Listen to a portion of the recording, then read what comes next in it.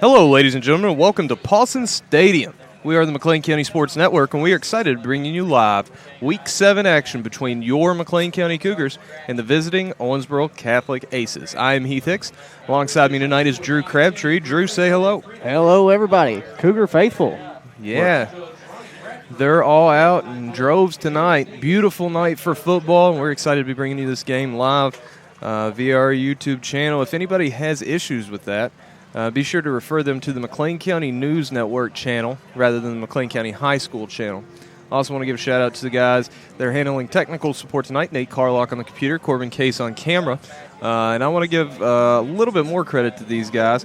They do a whole lot and don't get a whole lot of credit for it. And I just want to say how much we appreciate them and how proud I am of these guys with this and with the McLean County News. If you're waiting on this game, got about 5 minutes remaining on the clock before we'll get going. Tune in and look at this week's news episode posted earlier today. These two had a big hand in creating that. So, Drew, like I said, we're about 4 minutes, 40 seconds away. The helmet is up, cheerleaders are out, and our Cougars are marching into the back of it.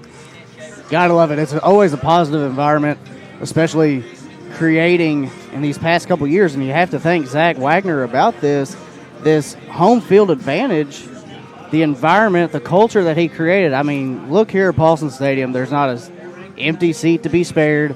You have Cougar Nation on the hill. It doesn't seem like the Catholic faithful has came out too much, didn't make the trip from Owensboro. No. I mean, a 20-minute drive, I'd expect to see a little bit more green on that other side. But I tell you what, up here in the press box tonight and over here on the McLean County side, it is full. We are here with you. We have a few different radio outlets. We have a TV outlet. And all of that excitement, you have to take your hats off to Coach Wagner for building that over these 6 years since he took over as head coach here at McLean County. And the pink out night, we're always bringing something, always a reason to go to Paulson Stadium. Yes, sir. Susan G. Coleman, breast cancer awareness night. Big night. We got a good student section. And if you can hear anything, you hear those cowbells rocking. And here come your Cougars. The smokes are flowing. The sirens going. Here come the boys.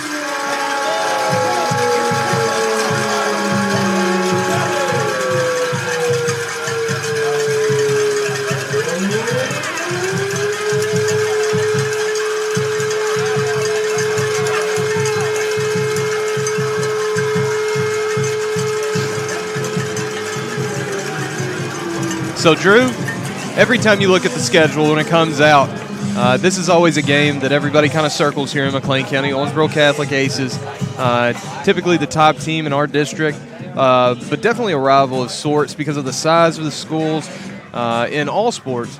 A game that we look ahead to as the season progresses. How you feeling about tonight?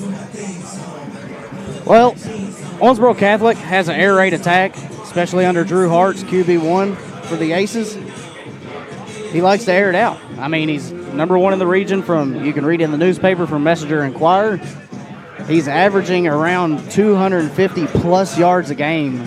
I mean, kid's not afraid to sling it. He is not. And he actually, if I'm not mistaken, leads the state in all classes in passing yards as right now. And that's a feat. That is a feat. I mean, in high school, let's be real. You see some quarterbacks that can throw it a little bit, but nothing to that extent. I actually went over and watched Hart's play, a Catholic play against Ohio County in Week 1, and in that game, it seemed like Hart's wasn't on the field a whole lot. You look at the stats afterwards, he has over 300 yards, 5 touchdowns, and it's just, I don't know, it's effortless what he can do with the football. I mean, he has a Division I quarterback body.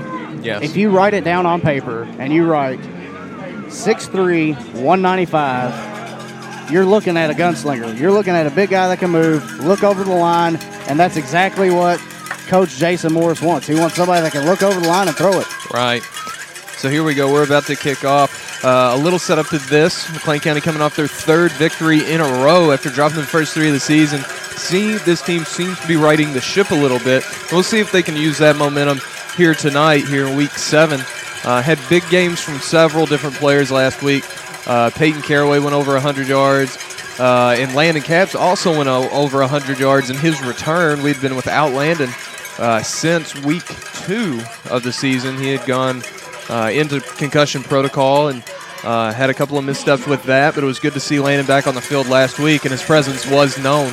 And it's going to be crucial for him to get going tonight as well. Yeah, he's an electric player. He's very comparable to a Lynn Bowden that Kentucky has. He's very electric. Can't take your eyes off of him whenever he has the ball. No, and we've seen it time and time again. If the kid can find open field, not many people on the field will ever be able to catch him. Catholic does have a couple of good athletes, a couple of very quick kids, and Dre Thruston, and I think it's Braden Mundy. Yeah, Sullivan with the kick here. And we are underway. Helicopter kick fielded at the 20-yard line.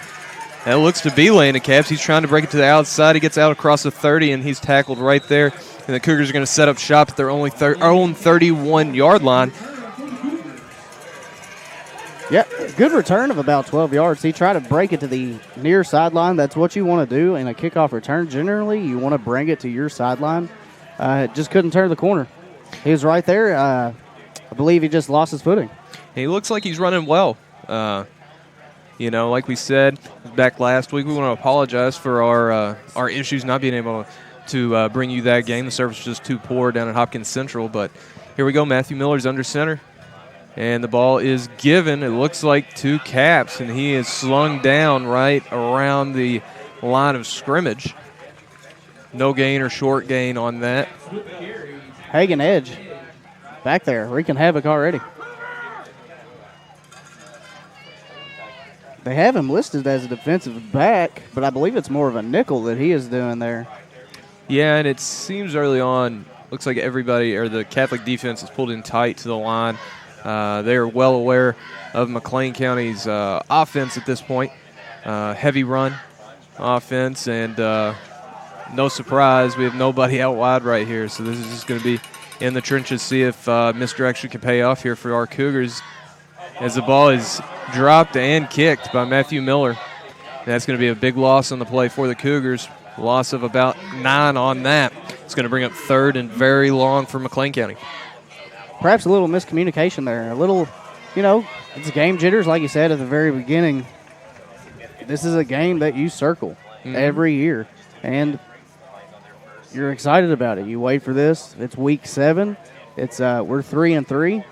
It's a district game. We're 1-0 in our district. We're trying to keep that momentum going of the 3-game win streak, and you got to think just little errors. Yep, that is something we cannot do in this game. Catholic comes to this ranked top 5 in the state in 2A, I do believe. This ball is kept by Matthew Miller, and he picks up about 4 on the play, not nearly enough for the first down here.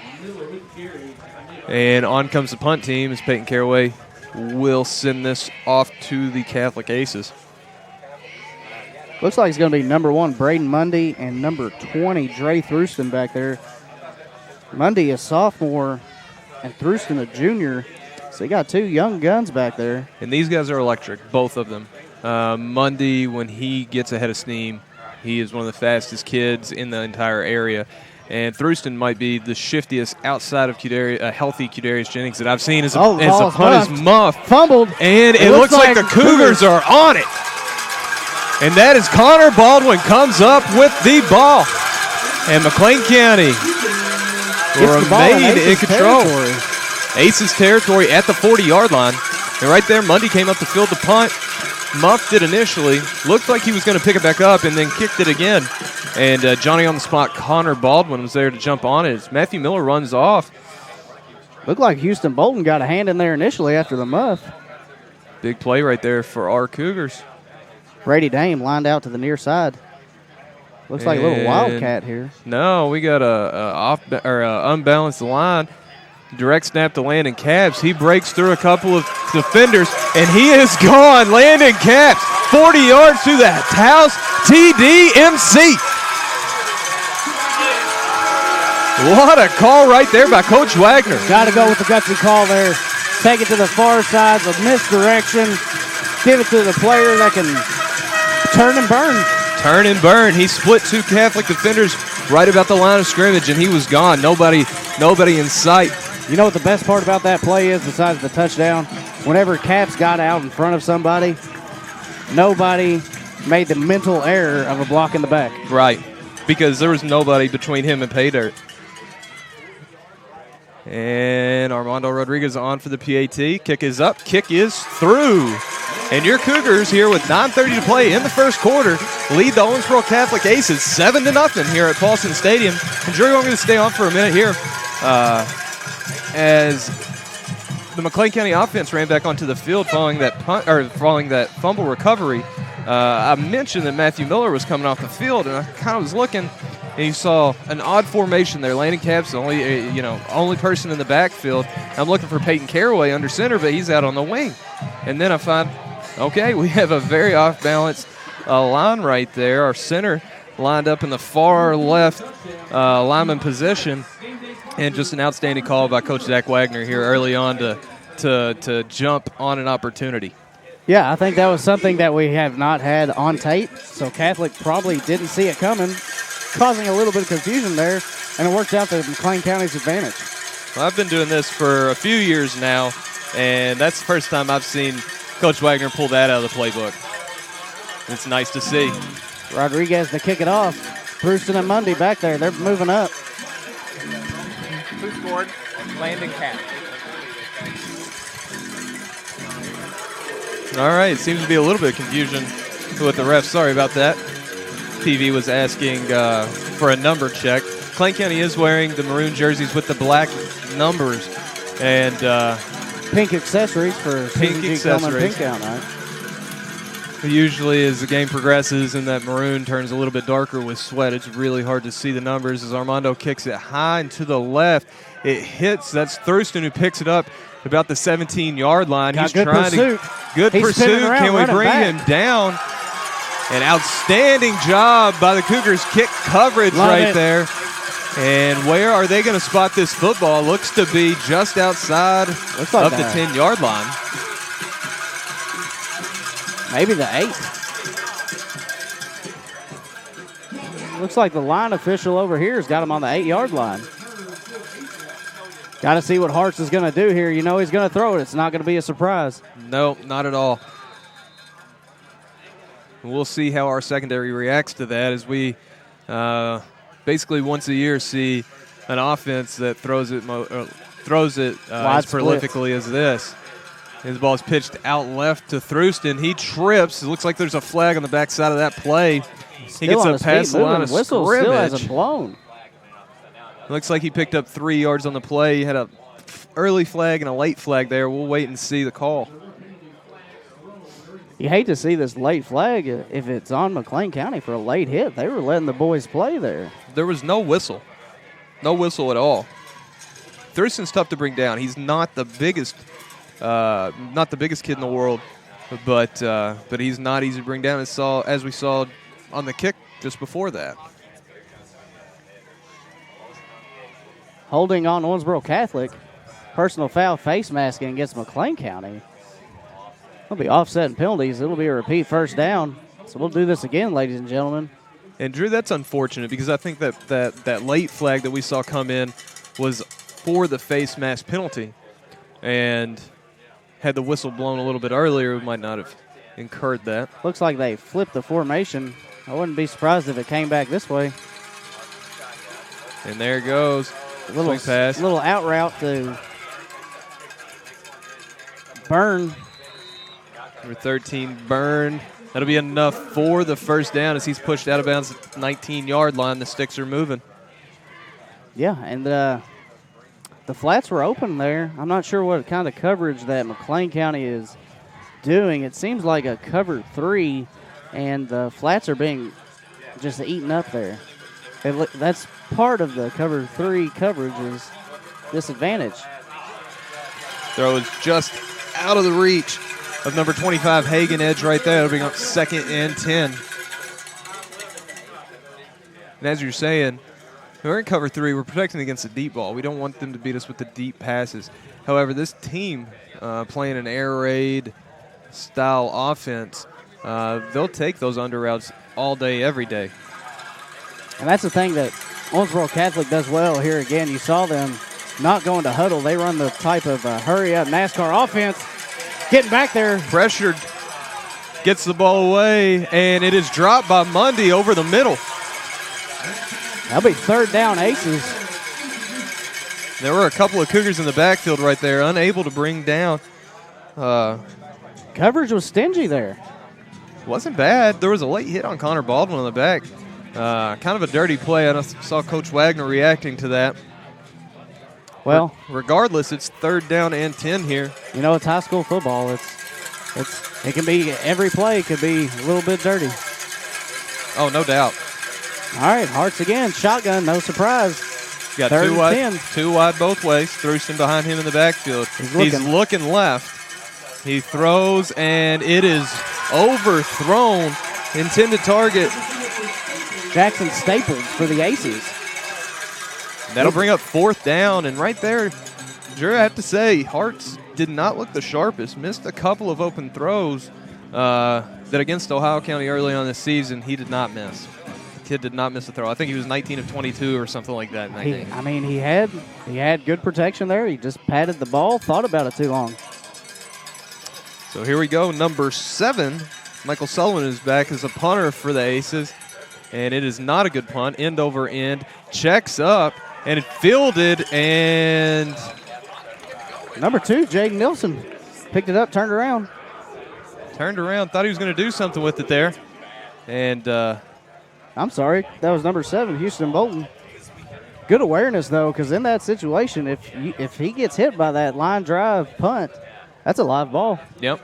I mean, it's essentially what happened down here. Yep. So the Cougars, again, are going to have very good field position here to start on the Aces 36-yard line here with 8:29 to play in the first quarter. McLean County leading 7-0. 8:29 to go in the first quarter. I'm liking it. Catholic stacking the box. They got 6 men on the line. Miller under center. Takes the snap. Ball is given. Looks like 2 caps. Finds a crease to pick up a few yards right there. Not a bad first down play. Picked up about 2.5, 3 yards there, I think. Scoreboard gives them 2. I'd say that's just about right. Connor Baldwin entering the game for number 11, Zach Clayton. Clayton getting the start in the backfield tonight. Baldwin has that breakaway ability. Has good speed, has very good speed. He's shown it multiple times this year. He sees the field very well. He does. For a small guy, he's very shifty and a very tough runner. And Baldwin goes in motion. Ball is given to Peyton Caraway running left. Gets out across the 30-yard line. A little bit of a late shove there. They're going to mark him down at the 29. 5-yard gain. That's puts the Cougars in a third and manageable situation here. And Drew, the big thing about this, pick up that early lead on a home run play by one of our best home run hitters. But now it's all about ball control. The longer we can stay on the field, the better, and keep that potent Catholic offense over on the sideline. And I think this is exactly what Coach Wagner wants. He is a master of time management, eat up the clock, especially with this wing T offense. And it looks like Peyton Caraway is going to get enough for the first down, gets out to the 25-yard line. Signal's good, first down Cougars. And that's what you need. You need to eat up clock. You don't need, especially with a quick offense like Catholic has, the air raid offense is very quick. You saw it back in the day, with Hal Mumme at the University of Kentucky.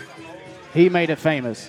You know, his philosophy was, I'm not going to have a real strong defense. I'm going to have a strong enough offense and just outscore you. Right. And this is essentially what we had during the McLean County, Ohio County game. Last one to have the ball wins. Got a flag on the play here. False start on McLean County.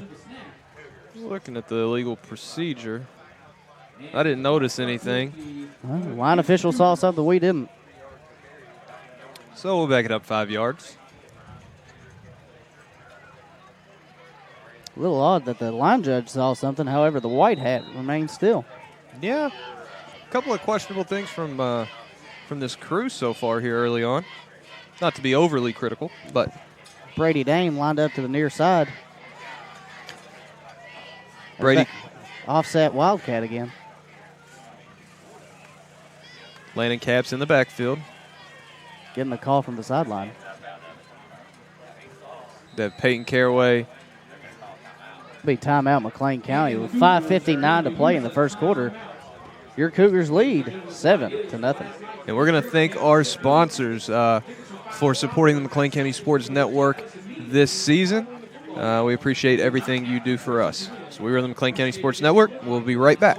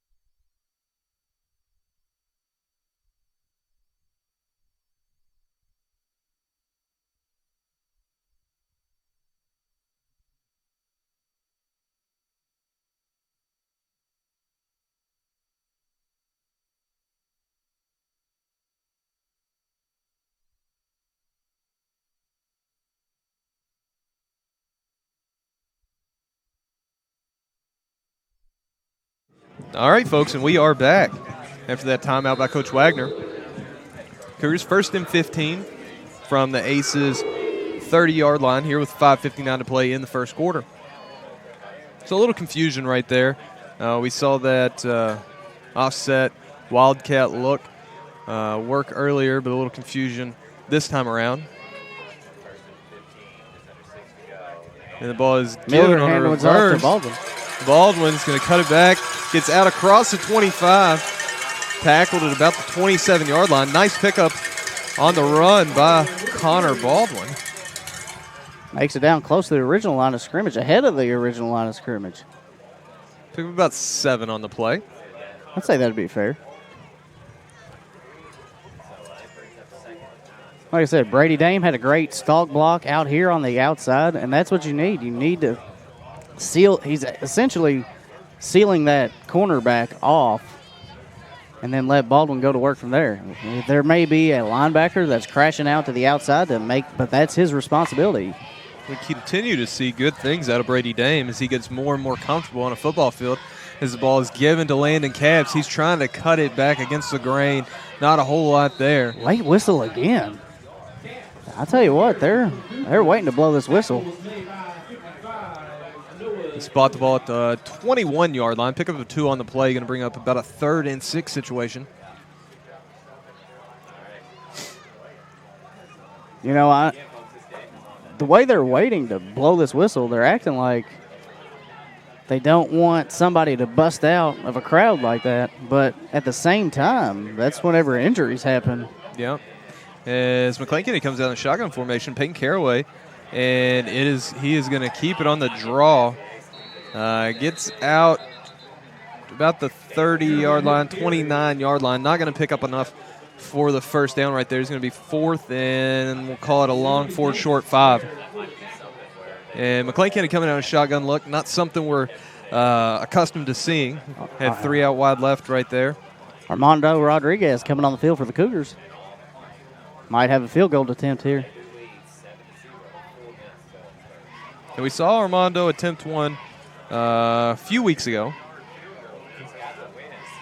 And this is the direction to kick we were talking about earlier. He needs to kick to the south end zone. He's got the wind to his back. Looks like Capps is going to be the holder. There's the snap. And the hold is bobbled. Capps is rolling out right, and he actually had a contact man right there. Not going to be called. Morgan Allgood, tight end, had leaked out after the muffed snap. And Capps almost got it to him. Would have been close to a first down had they connected. Regardless, it is a turnover on downs, and the Catholic Aces offense is back out on the field with 3:36 to play here in the first quarter. Yeah, there might have been a little nudge there whenever Allgood was attempting to haul that pass in, but like I said, it's high school football. Just let the boys play. Yep. All right, here comes QB1, Drew Hartz, leading the team back on the field.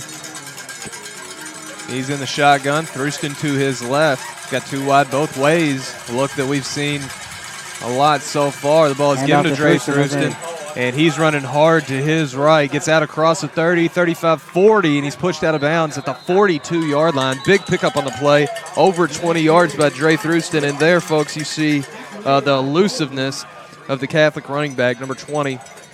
And there's a flag thrown extremely late on the near sideline. We'll wait and see the call here. Yeah, the white. And it is going to be a hold against Owensboro Catholic. That will negate that big run by Thurston, and back to Catholic Aces up.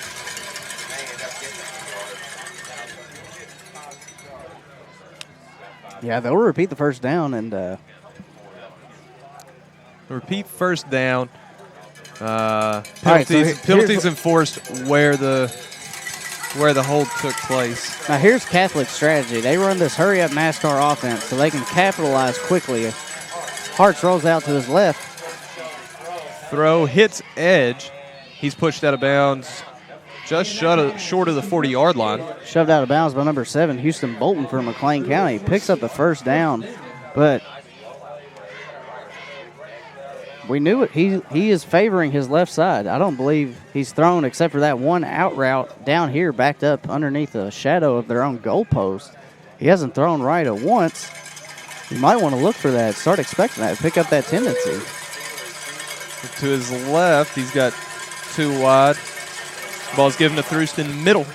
He makes a couple men miss. He's out across. He's got enough for the first down. He's trying to break away for more. He's out across the 40, 30, 20, 10, and he is gone. Touchdown, Dre Thurston. There you go.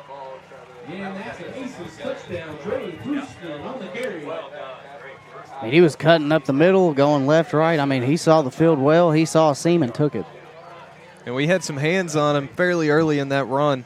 And you have to be sure-handed as tacklers against this kid because if you miss, there might not be any other chances to get him to the ground.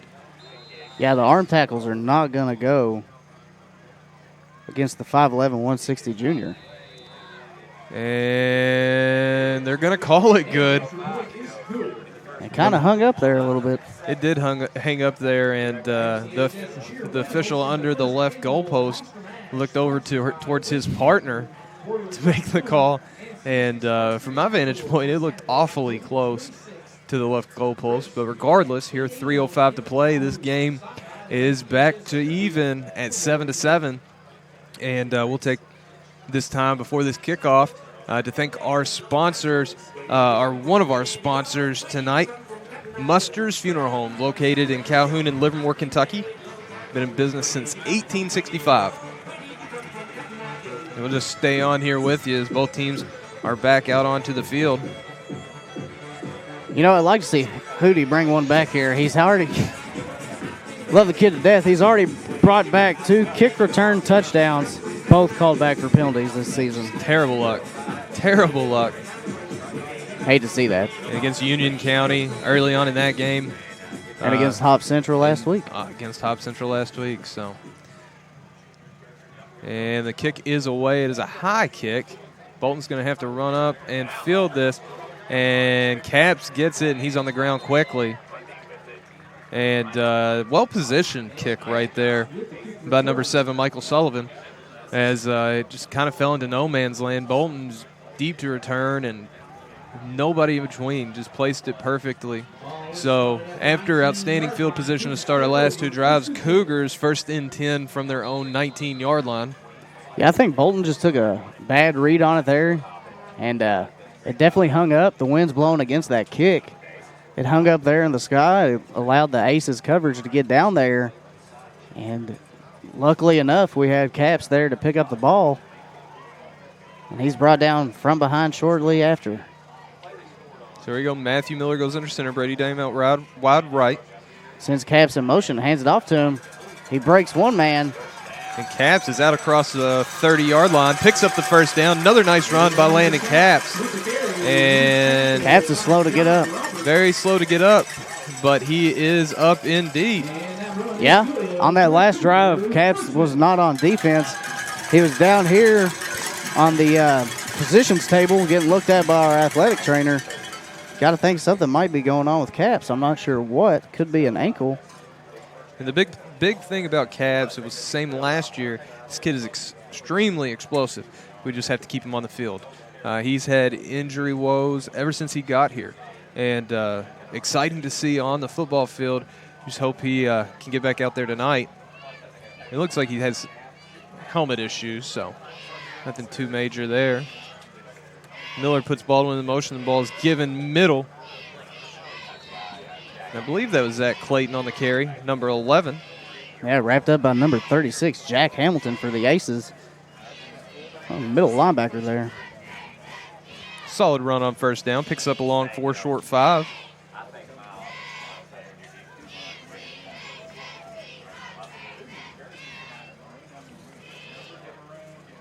And Clayton, he's come on a little bit this year. Not one of our main weapons on offense. He's got a couple of touchdowns, though, and he's ran the ball hard, the sophomore, in his first varsity action.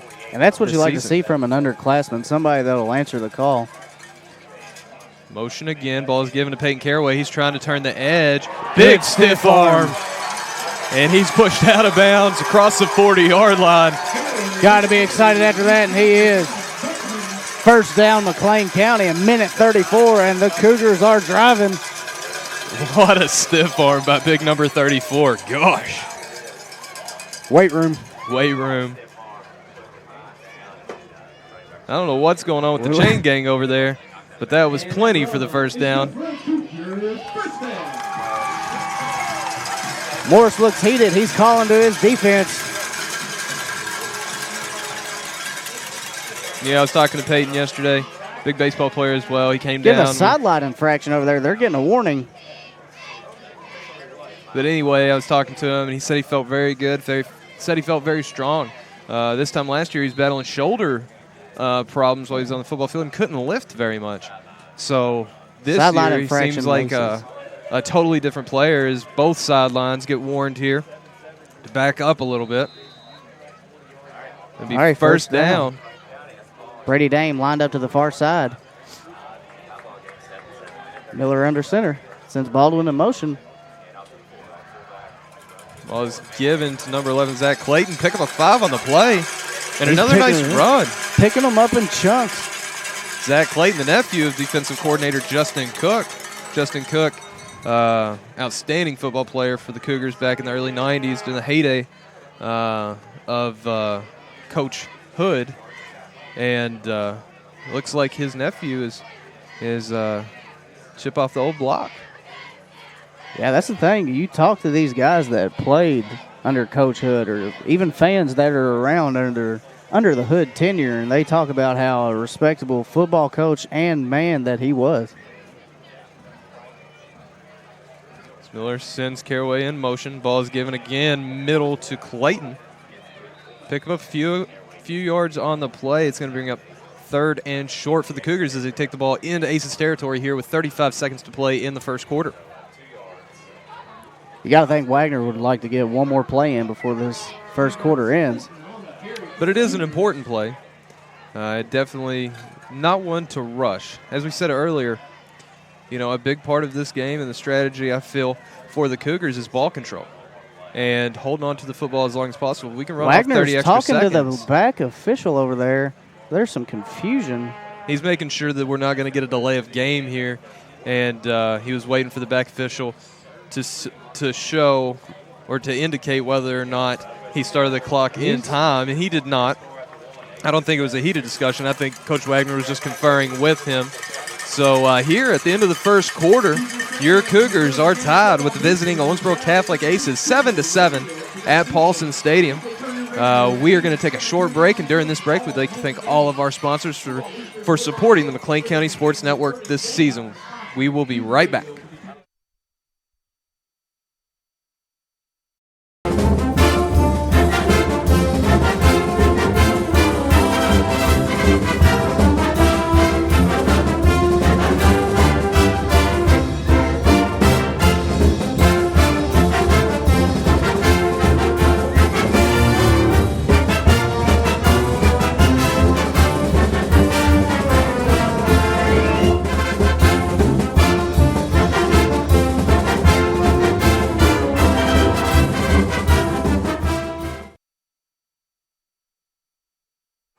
All right, and we are back, folks. Here to begin the second quarter. Your Cougars have a 3rd and 3 situation. The 49-yard line of Owensboro Catholic. Game is tied 7-7. Good start for the Cougars. Came out of the gates hot. Got a little help from a botched punt. And turned that around into a 40-yard touchdown score by Landon Capps. Catholic responded a couple of drives later with a long touchdown run by Dre Thruston. But so far, Drew, for the most part, I'm happy with what I've seen so far from McLean County. Yeah, I'm liking the special teams show we're getting put on. You know, special teams are where the hidden yards of the football game really rely. Just as an example earlier with that muffed punt, you know, that might as well have been a 30-yard pass. I mean, it's in the details. You know, special teams is a lot of times forgotten, but that's a big detail to a lot of these football games. Things like field position, things like actually just fielding a punt safely can really swing the momentum of a football game. And we got a little white hat looking at this near line judge. Oh, we got TV on the 20-yard line down there. Yeah, waiting TV on timeout. TV. Not used to that here at McLean County. Usually noticeable if you go to a college game or if you go to an NFL game. The TV official or TV person usually wears something red to signify that that's what we're waiting on. So they are off. Looks like the commercial timeout on WTVW is over.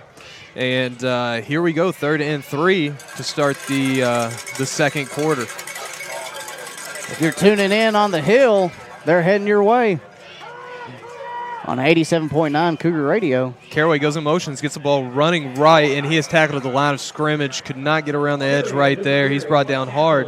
We'll see what Coach Wagner does here. Connor Baldwin looking over for the play. Yeah, Borman there for the Aces was getting a block, reached for Caraway. Let me rephrase that. He got pancaked on the play. Peyton tripped over him. Just held on and waited for the next guy to show up. And after a delay, it looks like Coach Wagner is opting to go with a punt here, possibly. Several guys coming out, and yes, Peyton Caraway is back to send this one back to the Catholic Aces. Hagen Edge back deep to return, feet at the 20-yard line. I like to pin him deep here. Oh, heading up the and middle. It's a sneak. Rugby scrum up the middle. And looks like we're going to get forward progress. Isn't going to be enough. Not enough forward progress. Not nearly enough right there. It'll be turnover on downs. I'll tell you the spot, Drew, just looking at the chains itself, the spot was far more generous than I thought it was going to be. And that was actually very close to a first down. But regardless, it is Owensboro Catholic Aces football. Didn't go for a measurement there. Hart's got a solo guy here to the near side. Twins right with the tight end. Thruston to his left. Flag on the play, and it's going to be a legal procedure.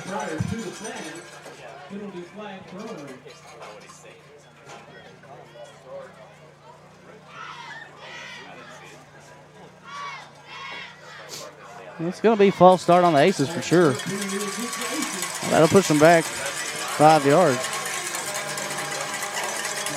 If only we could get a mulligan and have this as our spot previously, it'd be first down McLean County. That'd be ideal. If in butts were candy and nuts. Then we'd all have a Merry Christmas. Yes, indeed. So here we go, 1st and 15. Same formation. Twins right. Split out tight end. Solo guy here to the near side. Thruston to his left. Looks like Catholic's going to call a timeout. Jason Morris is not happy. Jason Morris coached here at McLean County 1 year, and he storms out onto the field following that timeout to yell at his offense. Not happy at all. But with this timeout, we are going to take a quick timeout of our own and thank another one of our sponsors tonight, Community Church, located in Calhoun, Kentucky. Thank you so much for supporting the McLean County Sports Network this season. We are the McLean County Sports Network, and we will be right back.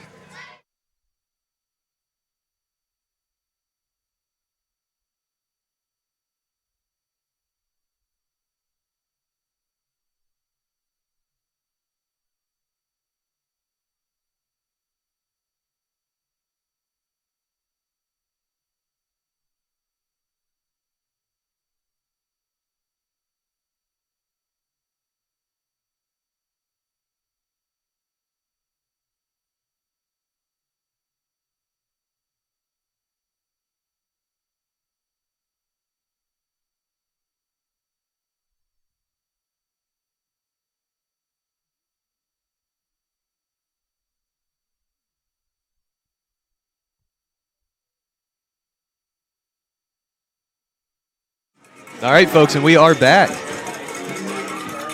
Owensboro Catholic Aces setting up shop at their own 43-yard line. Drew Hart's in shotgun, 3 wide right, 1 left. Thruston to his left in the backfield. He takes a shotgun snap. It's going to be a swing pass out to Braden Mundy. He's got a head of steam. He cuts it up, and he is brought down just shy of the 45-yard line, or right at the 45-yard line. Solid pickup on the play, and Mundy is a load once he catches the ball, especially coming out of the backfield. If he can get momentum going forward, he can do a lot of damage. Seen it several times this season. Multi-sport athlete, plays baseball as well. He's a catcher, has extremely strong arm, very talented athlete for the Aces. So here's Hart, and he's going to pitch it out to Thruston on the short side of the field. He's got the first down, and he's pushed out of bounds just inside the 40-yard line.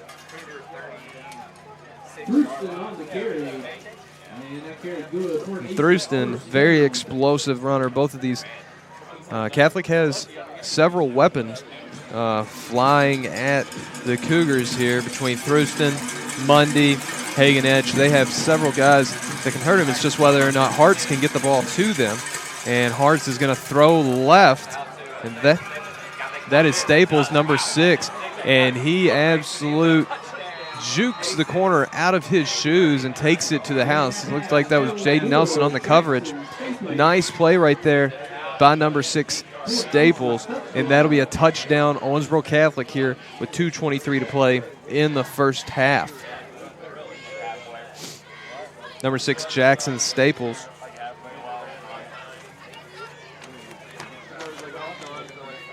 Look at the stats right here real quick.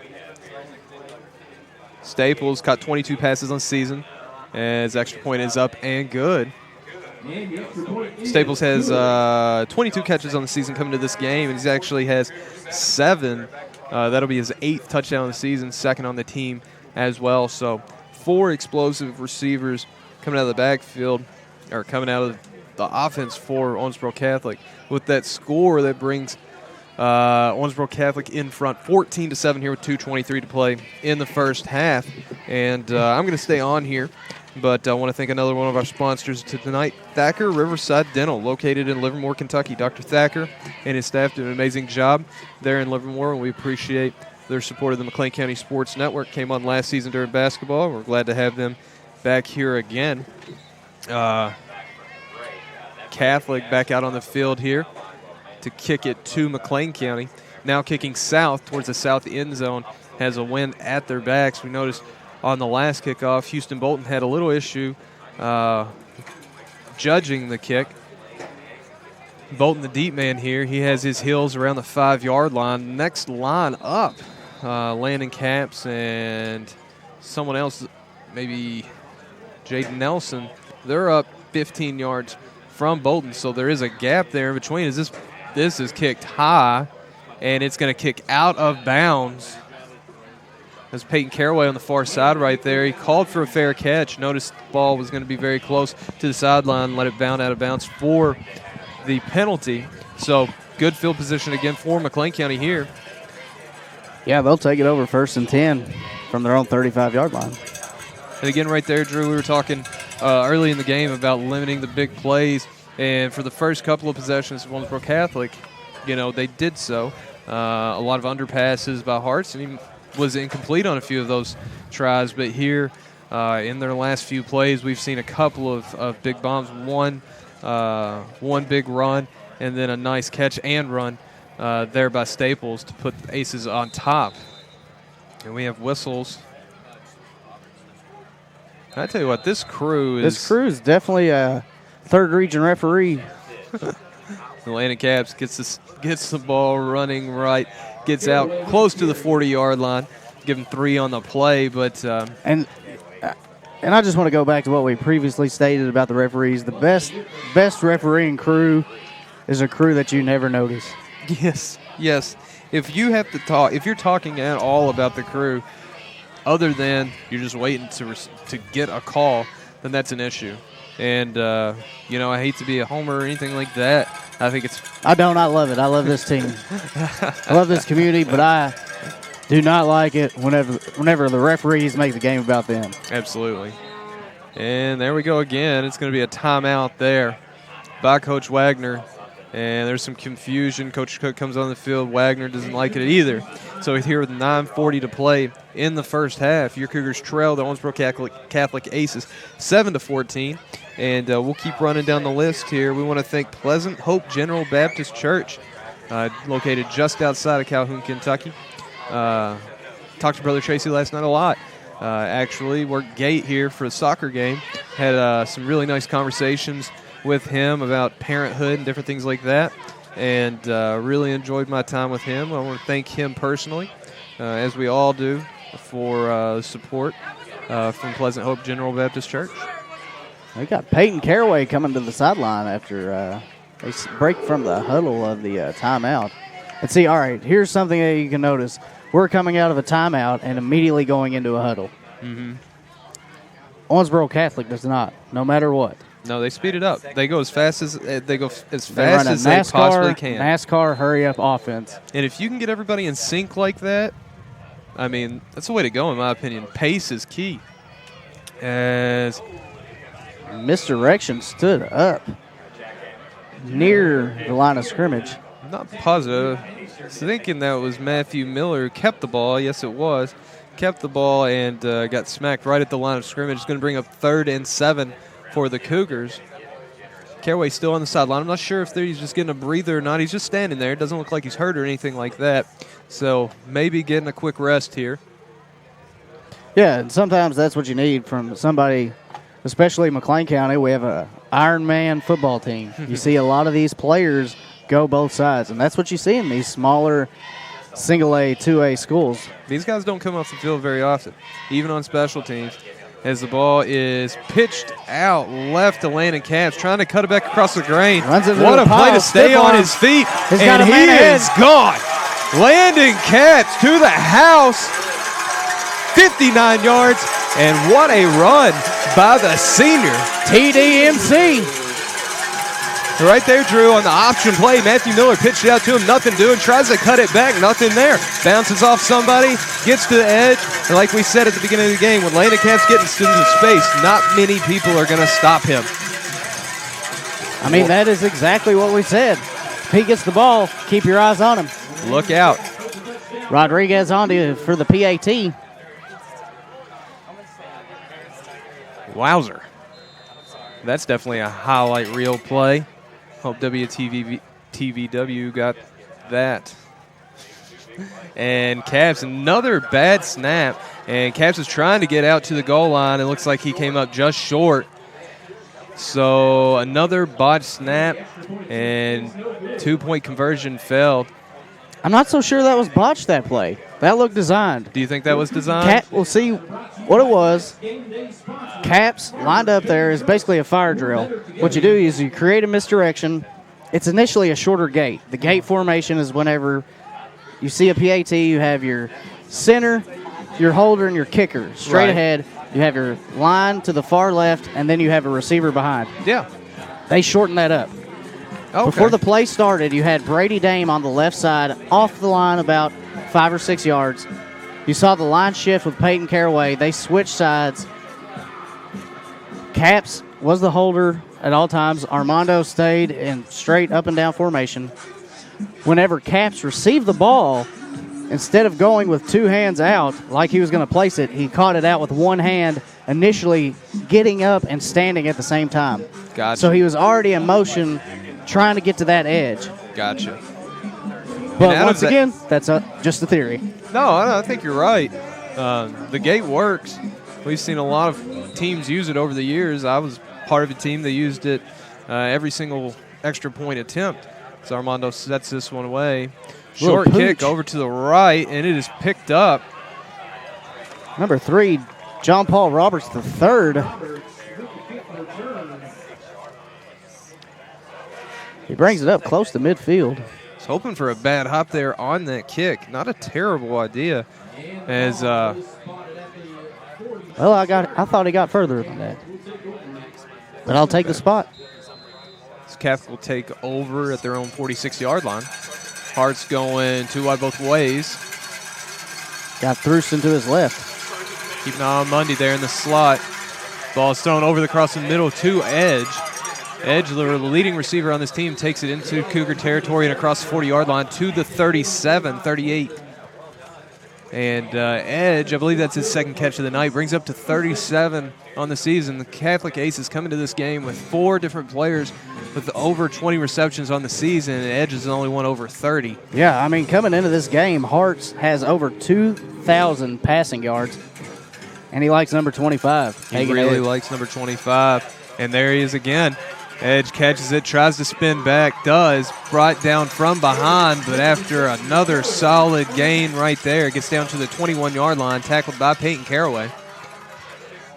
Another first down for the Aces, and they are moving quickly as Drew Hart starts going to his number 1 target, Hagen Edge. Looked like P was getting a little extra coaching from Wagner there.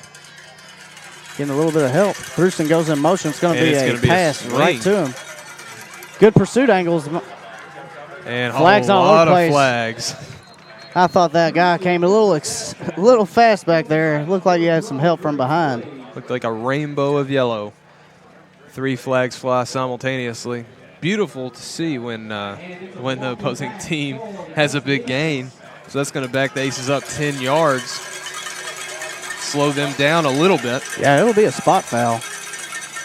Hopefully it's the flag that was closest to midfield. They're to say that penalty is from about the 16-yard line. My eyes aren't too bad. 17. 10-yard penalty. That'll back him up to the 27-yard line. Here's 7:45 to play in the first half. Thurston to Hart's is right. It's that formation again. Getting pressure. Hart's chucking it deep to the corner of the end zone. And nobody even close to Hagen Edge. And, you know, it's quick to assume to blame the coverage there, but your coverage can only guard for so long. The only thing about it is, with this quarterback and with this offense, as a secondary player, you have that internal clock, and it's like, man, he's holding the ball for a long time. He's probably going to run it. With this group, it's really hard to do that. You have to stay home because Drew Hart's can throw it anywhere. He can throw it from different angles. He can throw it on the run. And right there, for instance, he rolls out right. He's got a little pressure, rolls back to his left, and you have to stick with these receivers. They're out there for a reason. Hagen Edge, as we were talking about that entire drive, puts more points on the board as Owensboro Catholic extends their lead out to 8 here at 21-13 with 7:37 to play in the first half. And with this delay in the game, we're going to thank another one of our sponsors, Independence Bank. Independence Bank has been with McLean County Sports Networks from the beginning. Back in 2016, basketball season 2016. We really appreciate Independence Bank's support over the years.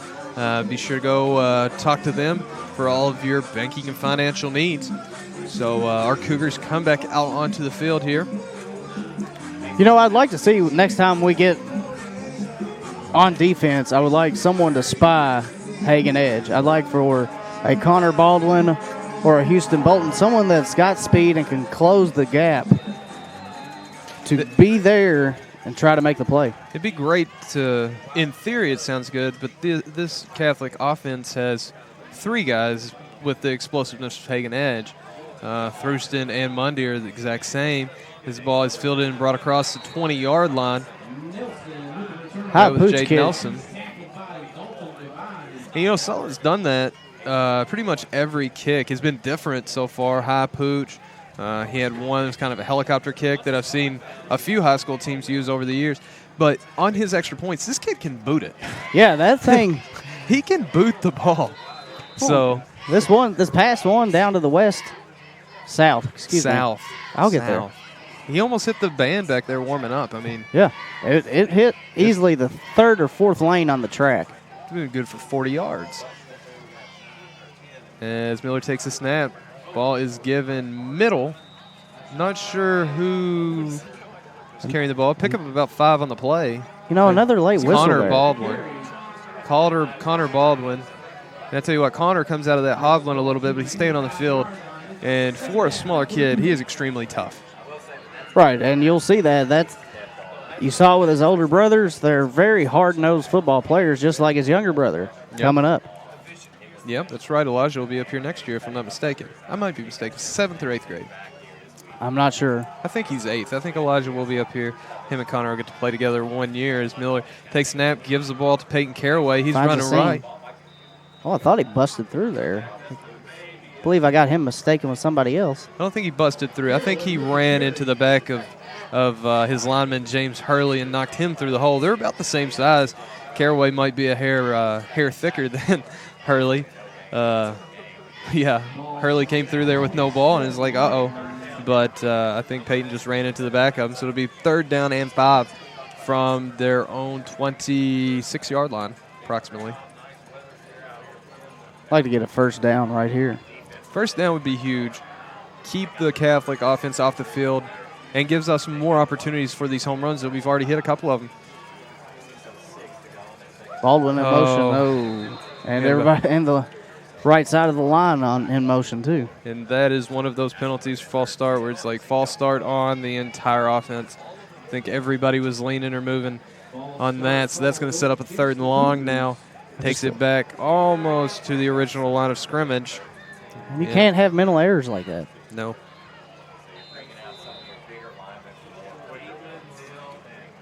So 6 minutes to play here in the first half. McLean County 3rd and 10 from their own 21-yard line. Line to gain 31. Catholic going to a four-down man front here. They're putting everybody in the box.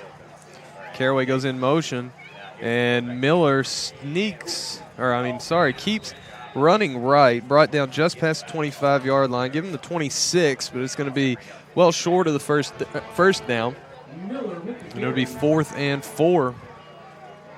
I expect Peyton Caraway to try to boot this one away.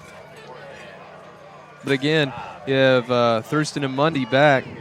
And during the Ohio County game, when I watched this team, which I saw a lot of offense in that game, Thurston had 2 returns for touchdown in that game, and Mundy had 1 on punts and kicks. Okay, so these 2 guys are extremely dangerous. Let's see if Caraway, he kept it away from him. We'll say that. I was going to say, see if he can angle it away from these 2 guys. Might be Peyton Caraway's first true shank of the year. Pumped for about 10, maybe 15 yards on it. And they're going to spot it at the McLean County 38-yard line here with 5 minutes to play in the second quarter. It's like Drew Hartz is going to have 3 wide left, 1 right, still in that shotgun formation like he's been all night, Drew. Yeah, no real shocker here. He's using Thurston as a good weapon. Looking for a swing pass, screen to the near side. Houston Bolton chased from behind, can't bring him down. And Edge is still going. And he is in the end zone for a touchdown. What a play by Hagan Edge. Talking about him earlier, and right there, just a short little bubble. And he takes it in and out, zigging and zagging around the entire McLean County defense right there, it seemed. On that play, I saw a lot of arm tackling. Can't do that on Hagan Edge. He's a small guy. He's only 5'8", 165. He's stout. He's very stout. He runs hard, too. As an example right there, arm tackles just aren't going to work. You have to be disciplined, form tackled. And the PAT is good. So here, 4:47 to go in the second quarter. Aces extend their lead out to 15 at 28-13 over your McLean County Cougars. We are going to thank another one of our sponsors here. This time, we'd like to thank Calhoun Baptist Church, located in Calhoun, Kentucky. We also want to remind everybody that following the end of this quarter, before the band comes on at halftime, we're going to have another Faith and Football segment presented by Calhoun Baptist Church. So be sure to stay tuned for that message from Brother Sam's following our sponsor video. And looks like Sullivan is back out, as is the kick team for the Aces. And we'll see if the Cougars can generate anything here in the closing minutes of the first half and maybe gain some of that momentum that we had early on in this game. Yeah, Coach Cook appeared to be hyping up his return team. But with Sullivan here, you don't know what he's going to kick. It looks like the spread, the gap between Houston Bolton deep in the second line is not quite as large as it was early in the game. Sullivan has the wind at his back now, so he can do a little bit more with this. Well, the the kick back is three away. playing outfield there. Jaden Nelson's trying to find it. And it's the ball going to be a goes touchback into the end zone. And that's the first time he's really, tried to kick the ball full strength or full something. Just, Besides a PAT, I believe. He's been booting those things. Yep. So a touchback as the ball bounds into the end zone. And it'll be 1st and 10 from the 20-yard line for your Cougars.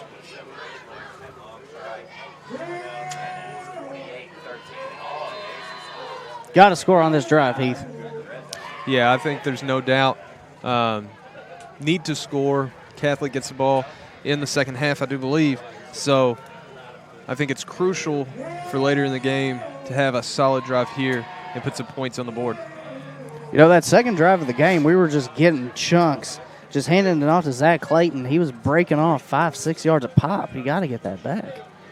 There we go. Running middle, I believe it was Zach Clayton, if I'm not mistaken. Picked up about 2 on the play. If you average 3 yards a carry, you get a first down every time. I've heard that. I think it was Coach Scott who told me that, reiterated that during middle school football. The legend, Bill Scott. The GOAT. I hope, Coach Scott, if you're listening. Shout out to Coach Scott. Very crucial to this entire McLean County football program. One of the most crucial at getting this thing going and building it into what it is today. He's the man. He's coached many generations.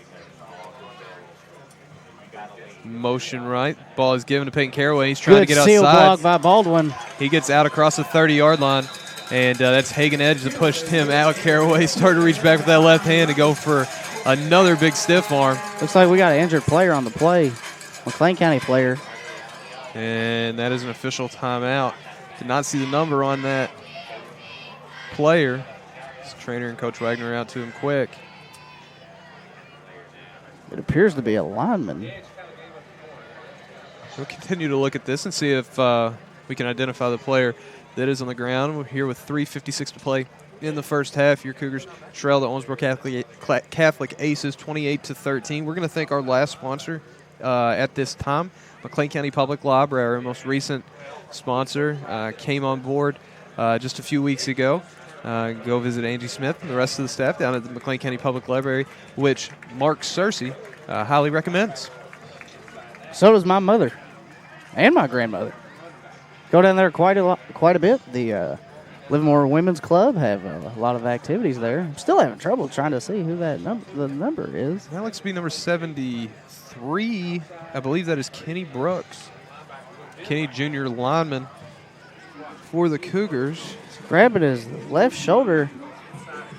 Might have had the wind knocked out of him there. Could have. Let's hope it's that, not a collarbone or something of that nature.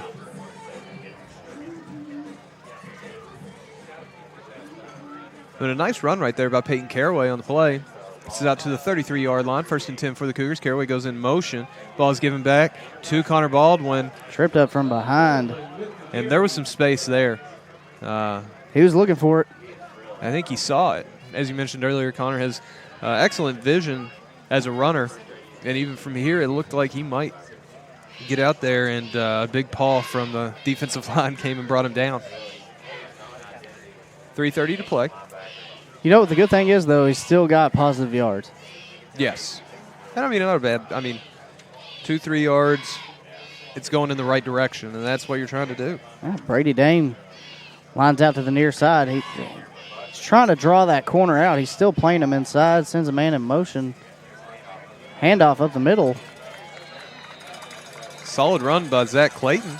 And, he hasn't done anything special tonight, Drew, but the sophomore's really impressed me. He's ran hard. He's gotten positive yardage every time he's touched the football.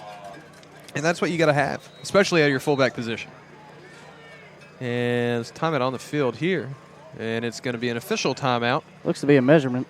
They spot it right outside of the 42-yard line. From our vantage point, they needed to get the 43. I think this is going to be an inches situation, most likely, 3rd and inches. Yeah, our vantage point indeed, but See how quickly Elmer Johnson can get out there. Big Elmer running Looks the like chains. it's not going to be enough. About Not half gonna a be yard. enough. About a foot. Football distance. Couple of footballs maybe. So with 3:07 to play, it's going to bring up third, and we'll call it a short one for the Cougars. We'll see what Coach Wagner dials up here. I mean, as you said earlier, definitely trying to get points on the board. But also in the back of your head, you have to think, whatever we do on this drive, let's make sure we don't give Catholic another opportunity. An air raid attack like this, a late score could be demoralizing at this point. A real quick strike offense. What I'd like to see here, the Catholic defense has been on the field for 2 minutes. Mm-hmm. Of course, football 2 minutes is a long time. It's the I'd like to longest. see him try to draw him off sides here. Matthew Miller gets a pile push, but immediately flags. And we're going to have a false start on McLean County. 2 people moving on that sneak attempt. And the good situation, the good 3rd and 1 situation is going to be for naught. This is going to turn into a 3rd and 6 situation here. 2:59 to play in the first half. And saw that a little bit. I don't know if sometimes snap counts can get off. And I think that was the case right there. Peyton Caraway started moving early on. And Matthew Miller held onto the ball, trying to sneak it forward for the first down.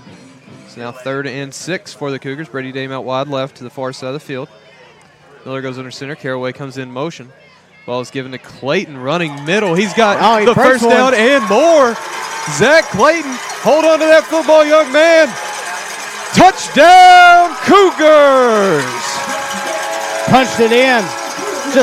And like you said, he did nothing special Did nothing special. He hit the hole hard, and literally ran straight forward. hit the hole hard, and good things will happen. Big run by Zach Clayton right there, sophomore running back and linebacker. And, talk about the kid a little bit. Good things happen. Great to see that. He used the KISS method perfectly. And whenever I say KISS method, it's keep it simple and stupid. And that's exactly what he did. He got the ball, saw the hole, ran straight forward. Keep it simple, stupid. That's good. I like that, the KISS method. But you're right. Didn't do anything. No frills, nothing like that. No cuts or anything. No cut. It was Forrest Gump. It was Forrest Gump. Hey, offensive line did an excellent job right there. Good play call. Opened up a hole that the Mack truck could fit through. And Clayton had just enough to get to the end zone and outrace all of these aces. As we are going to go for 2 here. Matthew Miller under center. Twins 2 out wide left. Ball is given to Landon Capps, trying to get the edge, and he does. Shouldered through. 2-point conversion is good. I'm sorry. I think I said Landon Capps. Was that Peyton That Caraway? was Munster. No, I think it was Caraway. Or maybe it was Capps. I can't tell. These numbers are hard to read. Regardless, McLean County pulls closer here with 2:32 to play in the first half. Your Cougars now trail the Aces 28-21 after the long run by Zach Clayton. And we're just going to stay on here. Drew, did you ever figure out who took that in for the 2-point conversion? No, I was looking down here on the sideline. Everybody's excited, but in the mix-up, Clayton needed a new helmet. He swapped out with Tyson Howard. I don't know what happened there. I have no idea. No earthly idea. I think it was Peyton Caraway on it. That's my guess. I think it was Peyton Caraway. We'll go with that. We'll go with that. I'm sure. positive. 100%, 34. 100%, 34%, somewhere in the middle, not sure. Cowbells are turning up here. Don't fear the Reaper. Let's get it.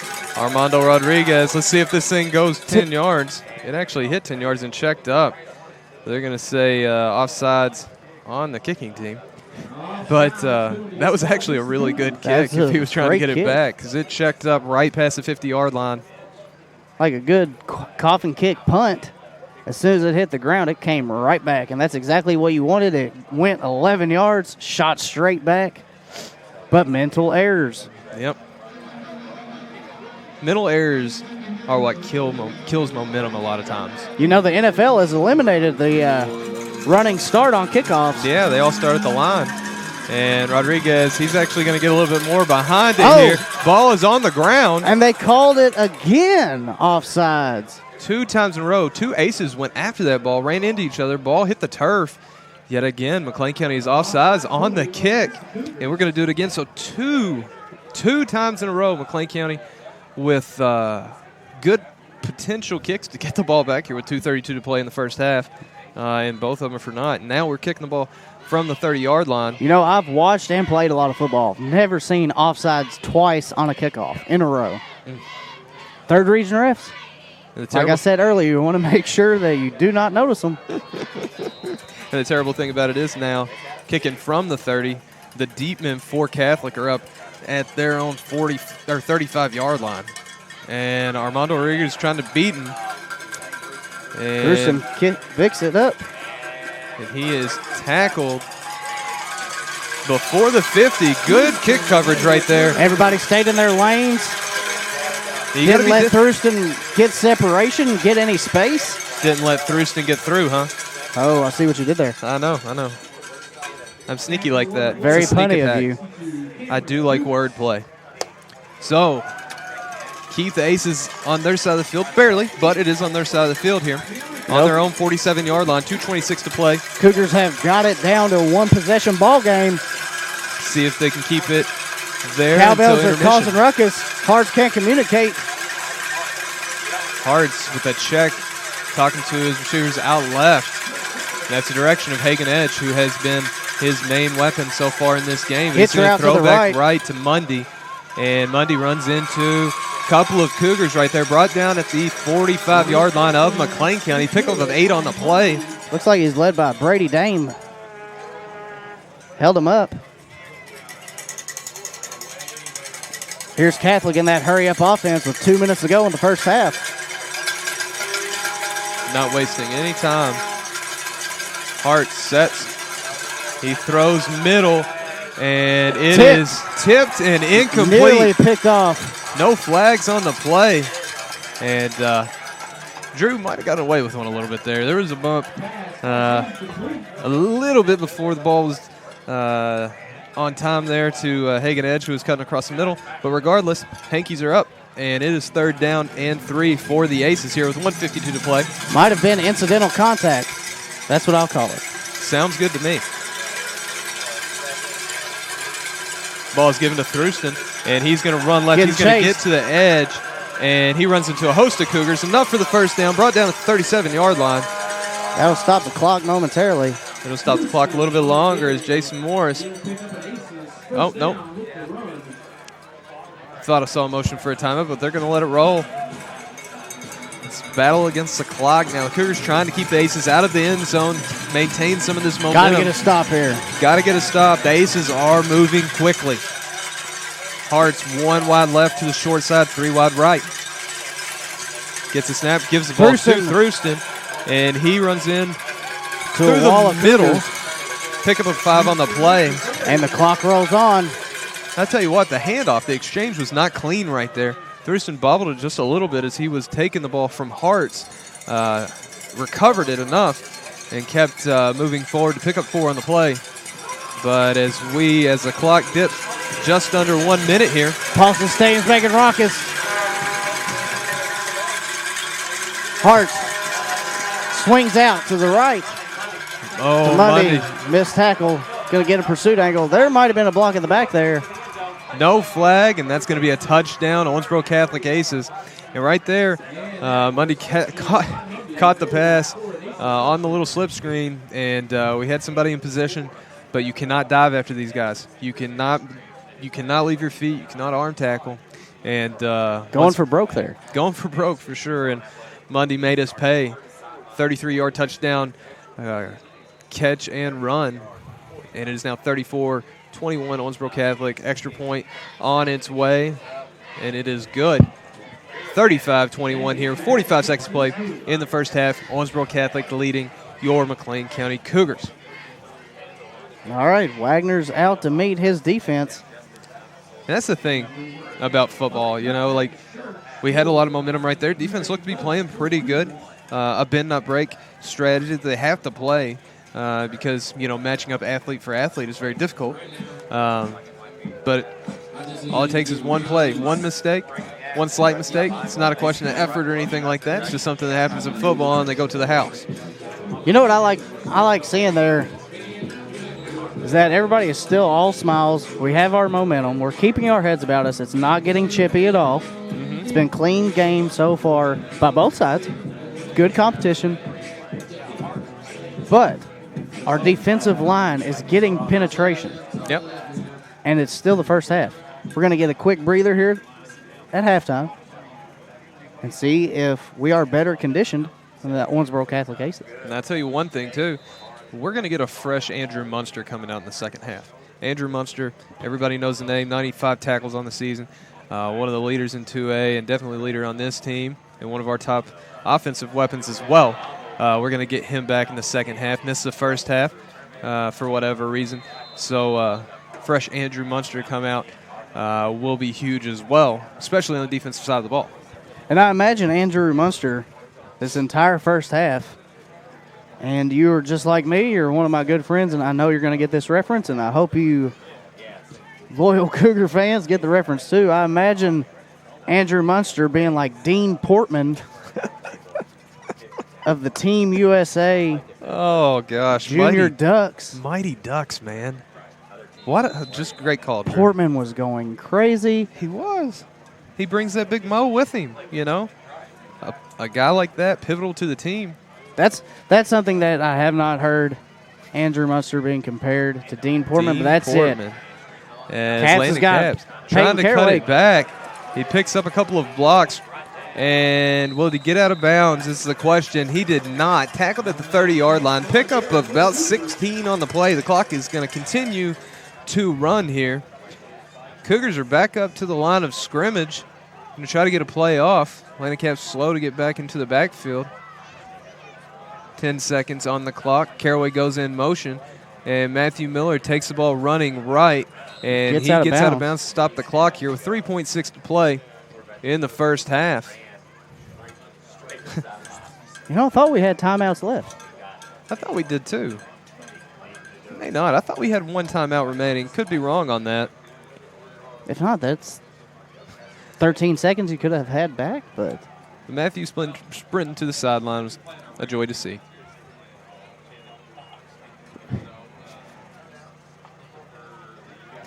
what do you think was going through Matthew Miller's head there? Get out of bounds. Get out of bounds. Get out of bounds. Get out of bounds. Oh, I'm going to beat you. I'm going to beat you. I'm going to beat you. Coach Hicks, did you see me run out of bounds? Oh, gosh. Peyton Caraway on the misdirection. And he steps out of a couple of tackles, but he's going to be brought down behind the line of scrimmage. And that brings us to the end of the first half. Your Cougars trail the Owensboro Catholic Aces 35-21 here at Paulson Stadium. Exciting first half, Drew. Excited to see what the second half holds for us here in about 15 minutes. Hold on just a little bit. We're going to show you the sponsors one more time. And then stay tuned for this week's episode of Faith in Football presented by Calhoun Baptist Church. We're the McLean County Sports Network. We'll be back in just a little bit.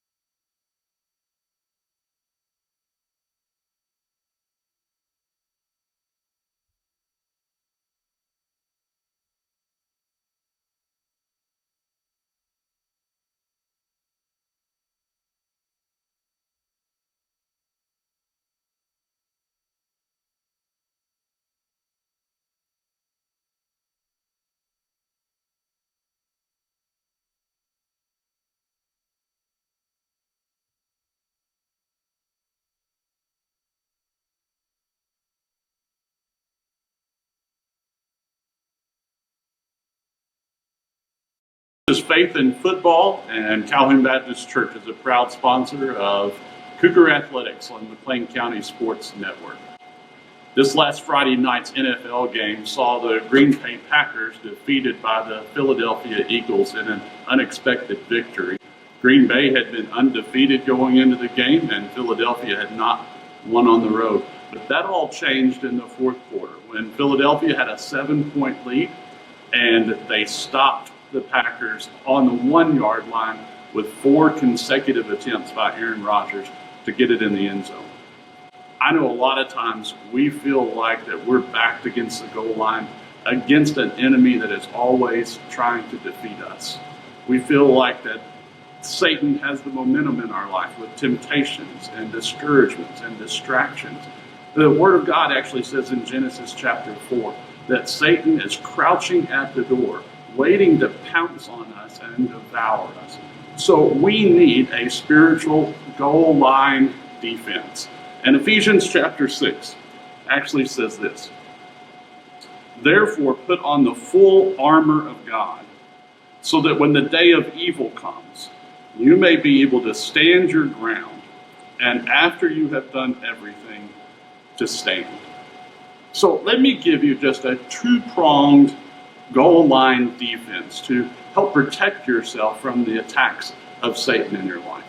First of all, I think it is important that you dig your feet firmly into the truth of God's Word. Don't be distracted by the enemy who wants to mislead us. So many times the world tells us that things are good for us when they're really bad, or that things will make us happy when they really bring us sorrow. Always stay true to God's plan book and make sure that you follow the plays that He's designed. That's the second part of this goal line defense, is that you need to trust your coach. In the same way that a defensive coordinator can see the entire field from high above the stadium, from the press box to the coach's box, God can see your life from a unique perspective. So trust Him each and every day of your life. If you'll just follow those 2 things, this passage of Scripture actually says that after you stand your ground, that you'll be able to stand victorious. And that's my heart and my desire for each of you. If you'd like to know more about how to strengthen your faith or to stand up against the temptations and distractions that try to defeat us, I'd invite you to join us at Calhoun Baptist Church on Sunday mornings at 10:30, or you can watch the service live on Facebook. This is Faith in Football. I'm Dr. Richard Sands, pastor at Calhoun Baptist Church, and we are proud to sponsor Cougar Athletics on the McLean County Sports Network.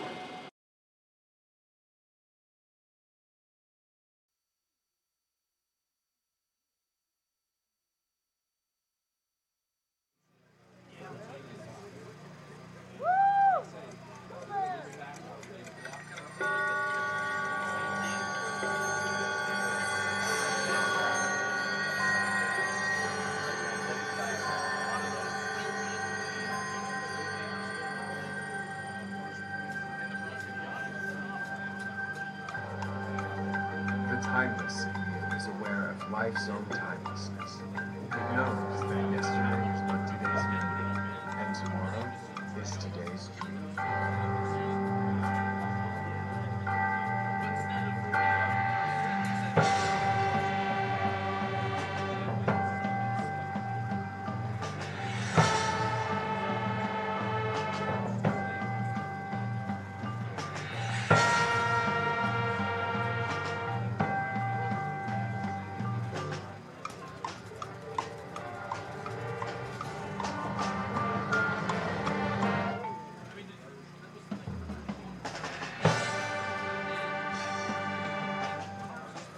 The clock is ticking. Yesterday is gone.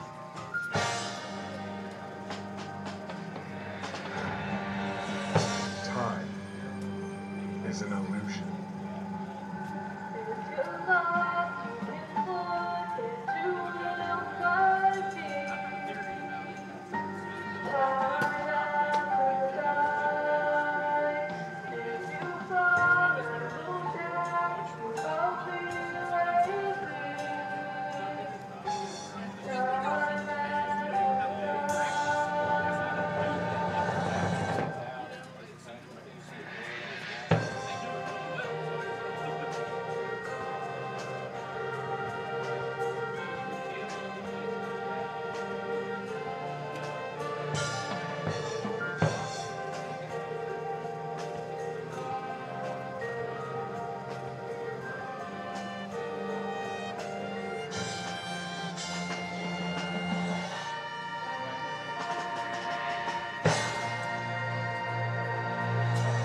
past increases, regrets multiply.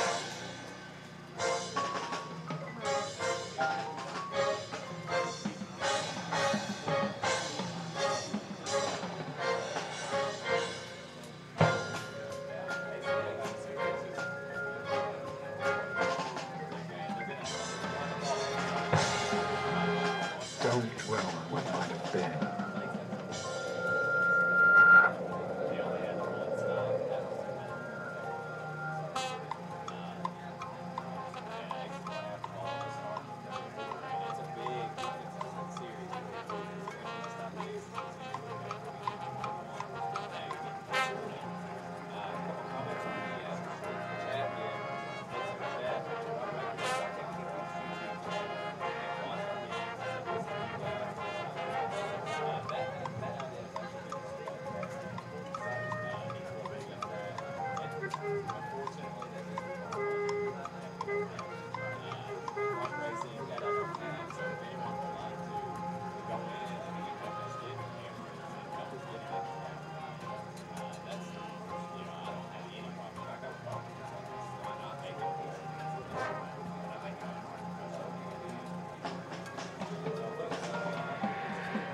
We don't always recognize the important moments in life until it's too late.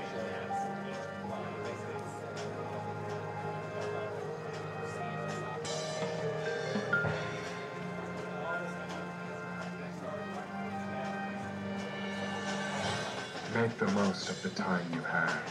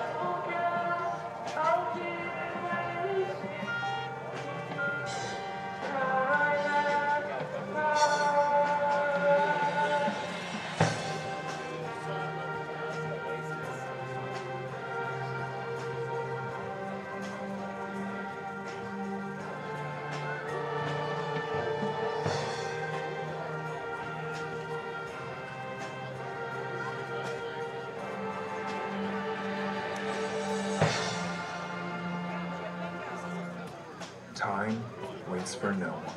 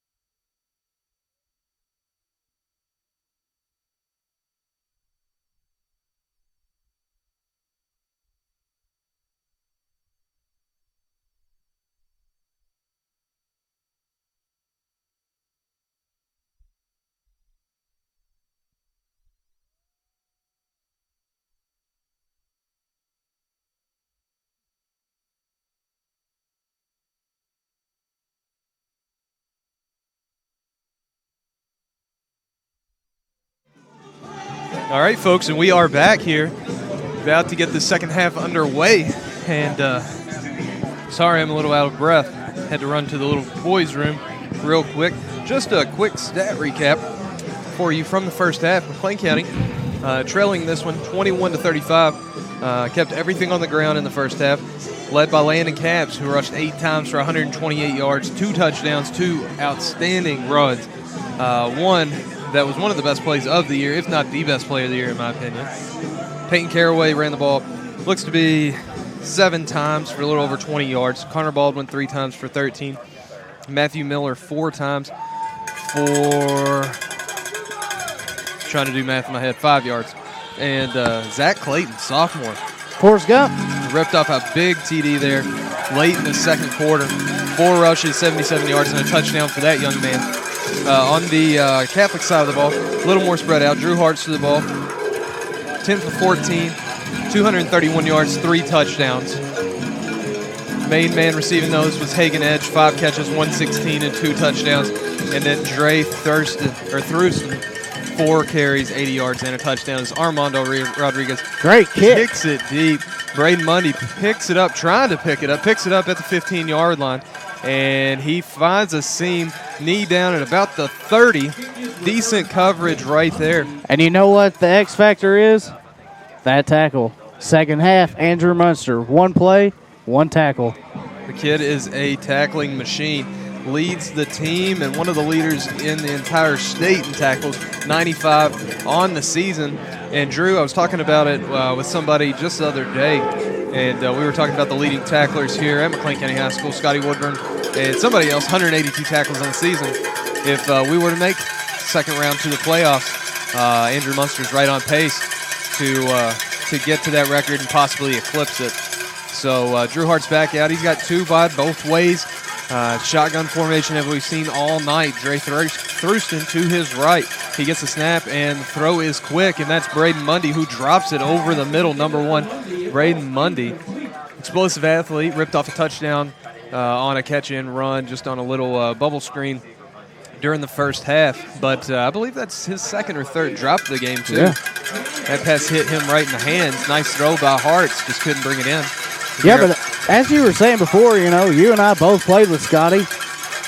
You see a lot of similarities, not necessarily by their physical stature with Munster, but just the tenacity and just a eye for the ball. A nose for the football. As you talk bad about Braden Mundy, and then he makes you pay immediately as that ball was dropped in, hits him in stride. Braden Mundy, 70-yard pass for a touchdown. Owensboro Catholic here, 21 seconds in to the second half. And Drew Hartz did not seem to be on his A game in the first half, but 2 passes here, both on target, both to Braden Mundy, and the second one goes for 6. Yeah, and that's you know, you don't want to put blame on any particular person, but Brady Dame might, you know, he's first year playing football in a long time. He was on the coverage there, didn't get his head around to see the ball. And honestly, it wasn't terrible coverage in my opinion. No, not Brady at all. He was right there, just didn't turn around and see the ball. That's not with him stride for stride. I tell you, I mean, sometimes a perfect pass is impossible to defend, and that might have been that situation right there. Now, one thing I did see out of Brady was as soon as Mundy caught that pass, Brady kind of let up on the play, and I hate to see that. Like I said, a first-year player and an emotional player at that. Last week had a ton of success in playing in the secondary. Came up with a school record, tied the school record with 3 interceptions just a week ago. And there's more good things to come from Brady Dame right there. He just got to continue to play. Cannot quit, cannot stop. But a big bomb right there for Owensboro Catholic, second play of the second half. And McLean County is now doubled up 21-42. Yeah. It was actually the week before last. It was home when Brady had the 3 picks. Oh, okay. I have missed the last 2 weeks, folks. It's fine. I was here. I was PA announcing. I was very amped up about it because we had athletic director Mark Searcy in the crowd, who is one of the record holders. One of the 3 interception fellers. I know Casey Taylor also had 3 interceptions in the game, as well as a couple other players, Frankie Cox and maybe Chris Searcy as well. So Brady Dame joins that long list of people that cannot get a fourth interception in a game as Houston Bolton fields the ball. He's running across the 20-yard line, tackled by a few aces there. McLean County will set up shop around their own 21-yard line here with 11:33 to play in the third quarter. Stood up by number 44, Cole Kroonbaker, for the Aces. Nice high kick right there. And Judged well by Bolton. And this wing T offense has a running back by committee. Just got another running back. Andrew Munster's back. Didn't see a whole lot on defense from him, but it was a short drive. It was 2 plays. So maybe we could see what happens here on offense with Munster in the ballgame. Munster, one of our most dynamic players, I think, by any measurement, does it on both sides of the ball. Zach Clayton did an outstanding job filling in for him at fullback during the first half. But there's Munster in the game, and he gets the ball running middle. He puts his head down and picks up. He's still driving out almost to the 25-yard line. He's thrown down late. No flag on the play. Give him 3. But the fresh legs of Andrew Munster are already showing a little bit as he refused to go down. We have an injured Owensboro Catholic player. It's a lineman. Defensive lineman down, and he is hurting. So during this time, Drew, we had the quick statistical recap, but I was talking to you in the break, and to be honest with you, I was pleased with the way McLean County played in the first half in a lot of ways. I thought they did a pretty good job in ball control. I thought if you looked at time of possession, I think we win that battle in the first half, which is definitely something that Coach Zach Wagner is trying to do here tonight, is hang on to the ball. It's just the big plays by Catholic, those explosive plays that just kind of killed us, as well as some arm tackling on the defensive side of the ball. These guys, they do not quit, and it is very, very tough on a defense to have a lot of good stands for long into a possession, and then one missed tackle, one, poor performance tackling the runner turns into 6 points, and we saw that a few times in the first half that really put us behind the 8 ball. Yeah, I mean, you just look at the stats here. McLean County has over 1,800 yards rushing with the 6-headed running back. Right.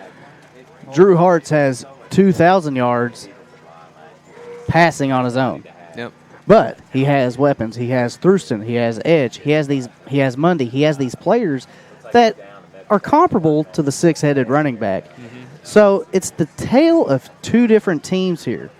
And it's literally that. And also because you have a rushing offense that is notorious for chunking out yards, taking time off the clock, versus the Owensboro Catholic air it out, quick strike, leave your defense gassed, keep our offense off the field, keep them fresh.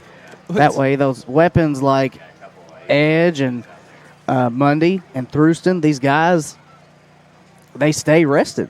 Now, I think what you mean is it is 2 teams that have produced well.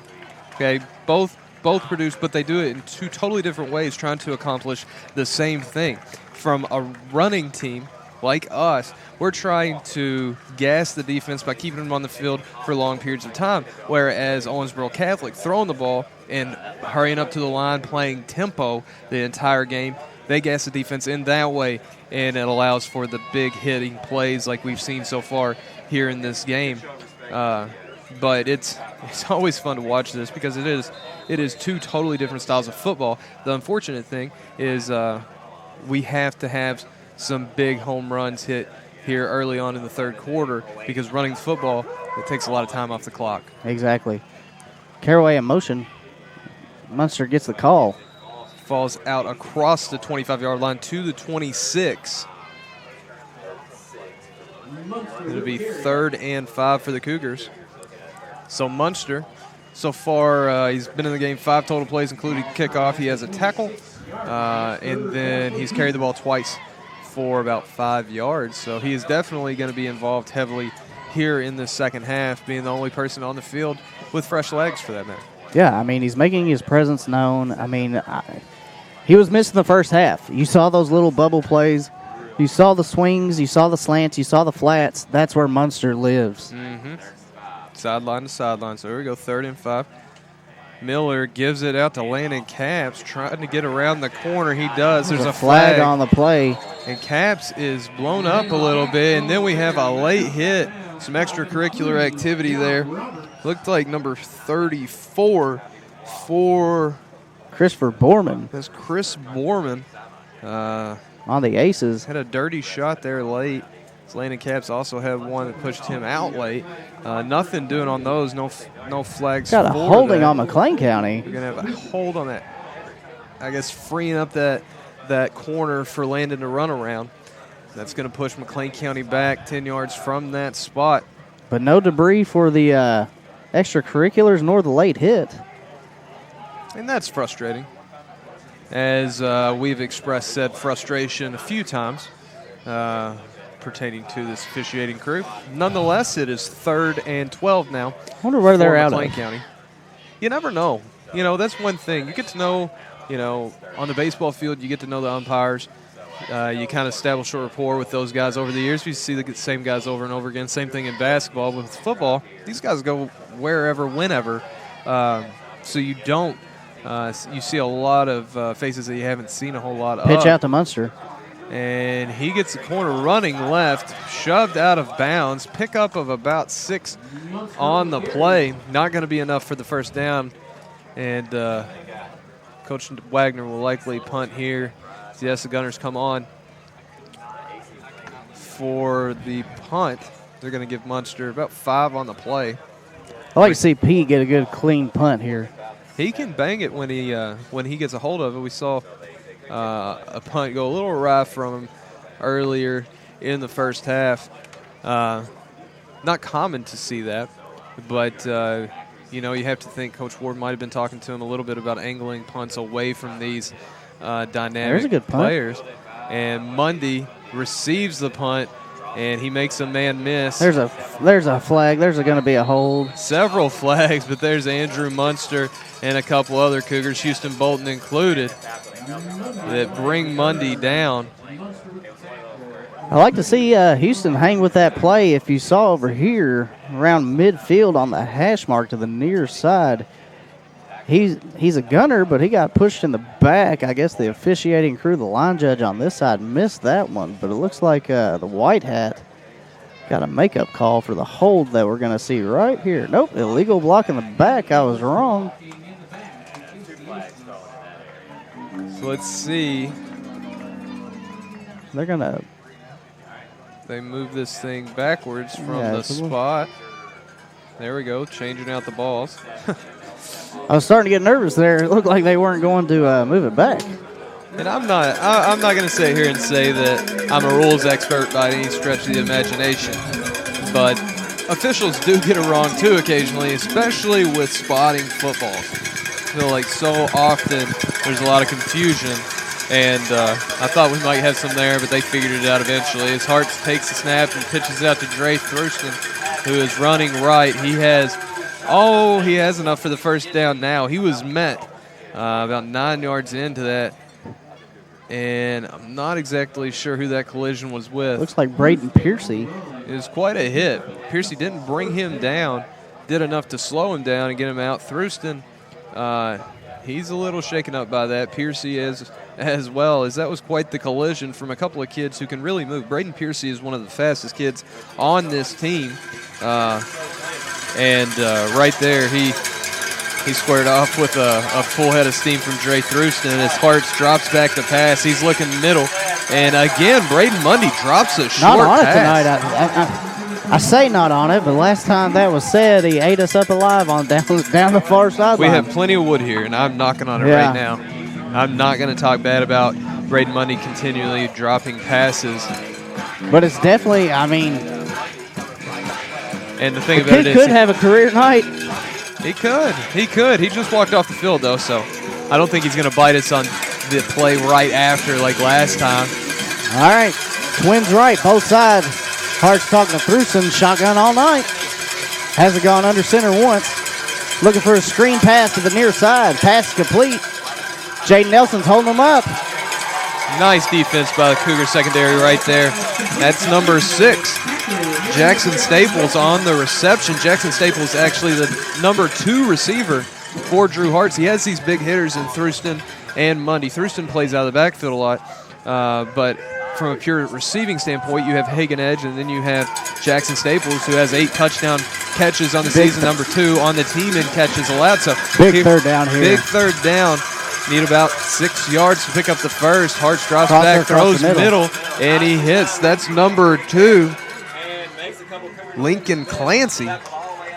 And big pickup right there. Huge 30-yard gain there on 3rd and long. And that was just a simple levels call. Levels and just undisciplined defense. And it turns into a 30-yard gain. That's what you cannot do against a team like this. You have to be disciplined. No, and I'm very confused about. We've seen flashes of it as the thing, but we just can't do it consistently, and that's what is eating us up tonight. And see, we get down here in the red zone, and we're playing too far off of our receivers. As Thurston skirts right through the defense, stays up and in to the end zone, and this Catholic lead extends even further out to 27 points. There was 7:53 to play in the third quarter, extra point pending. Well, what I was saying a second ago, just let me explain here. Whenever we get inside the red zone right there, we have our defensive backs are backed off of the receivers at least 7 to 10 yards. Yeah. And First time the PAT is blocked. First one all night. And I know exactly what you're saying. Those guys backed off. It makes sense when you have some distance there where you're protecting against a big player, guys getting behind you. Well, here you have the goal line. The goal line is your friend. It's your friend. The end zone, the back of the end zone is your friend. So why are you giving that kind of cushion? You have to get up and challenge these guys because they are not running at a full head of steam. Even if they are a little bit faster, you can compensate for that. You can compensate, you can jam, and you can read. I would like to see a cover 2, and then from there you jam those receivers in, you make them block you. But if they're coming out to you, and for like that to Thurston there, just that quick pitch, well, he's getting a full head of steam, and you're trying to catch him 7 yards deep. Well, he's only got to go 10. It's impossible. I mean, it's darn near impossible, especially with an explosive athlete like that. And now I will say this, with cover 2, there's an experience factor that the defense has to have, an experience of guys playing against passing teams like this where they get up and they get in guys' faces and they do create that contact 2 yards into their route.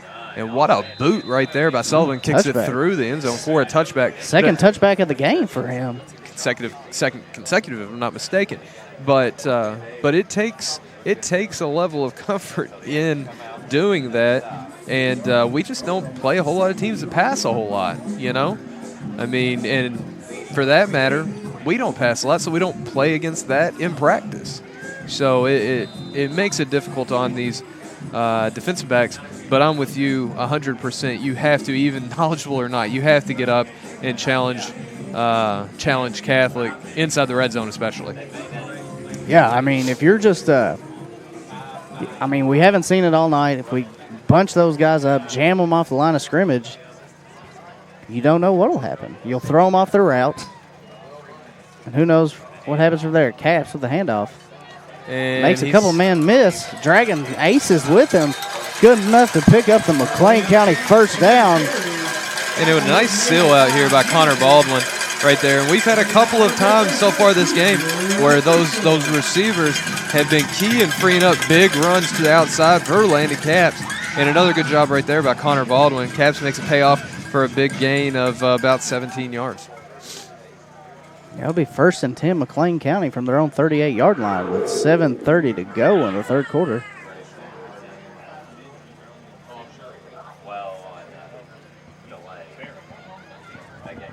Jabin Wedding, the center, approaches the ball, leads the line up to it. Jabin actually celebrating his 18th birthday tomorrow, so happy birthday, Jabin. Happy birthday, Jabin. And the ball is given to Munster after the motion by Connor Baldwin. Wrapped up at the line of scrimmage and just dragging people with him. And Munster felt that one. That's a hard run I know he's pretty stoked, sitting over here waiting to get in there. But I think that's the first time that hit actually, he felt it a little bit.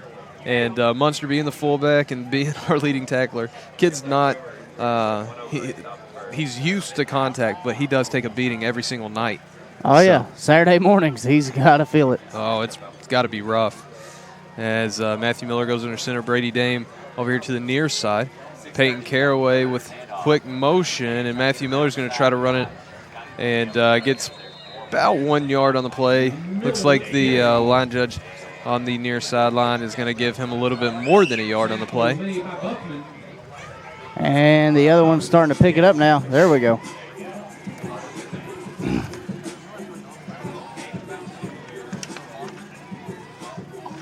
Oh.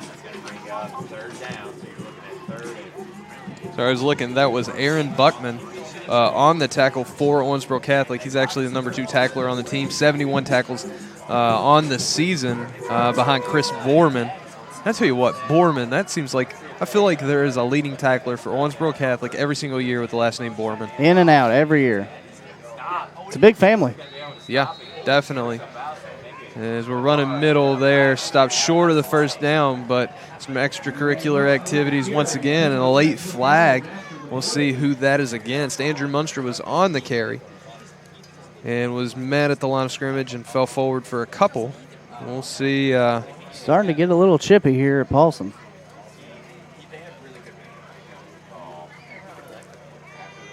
Got a dead ball personal foul against McLean County.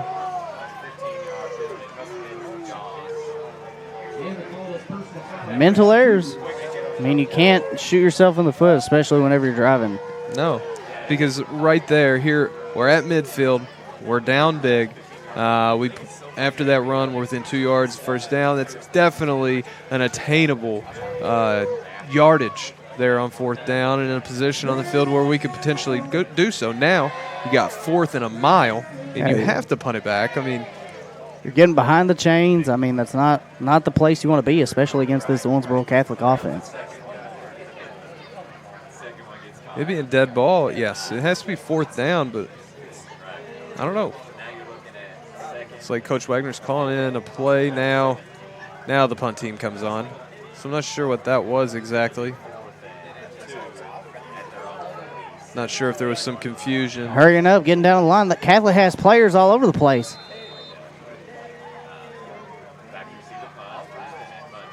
And Caraway gets it away. End over end. Picked up by Mundy, running down the sideline. He steps out of bounds almost immediately after fielding it right at the 45-yard line.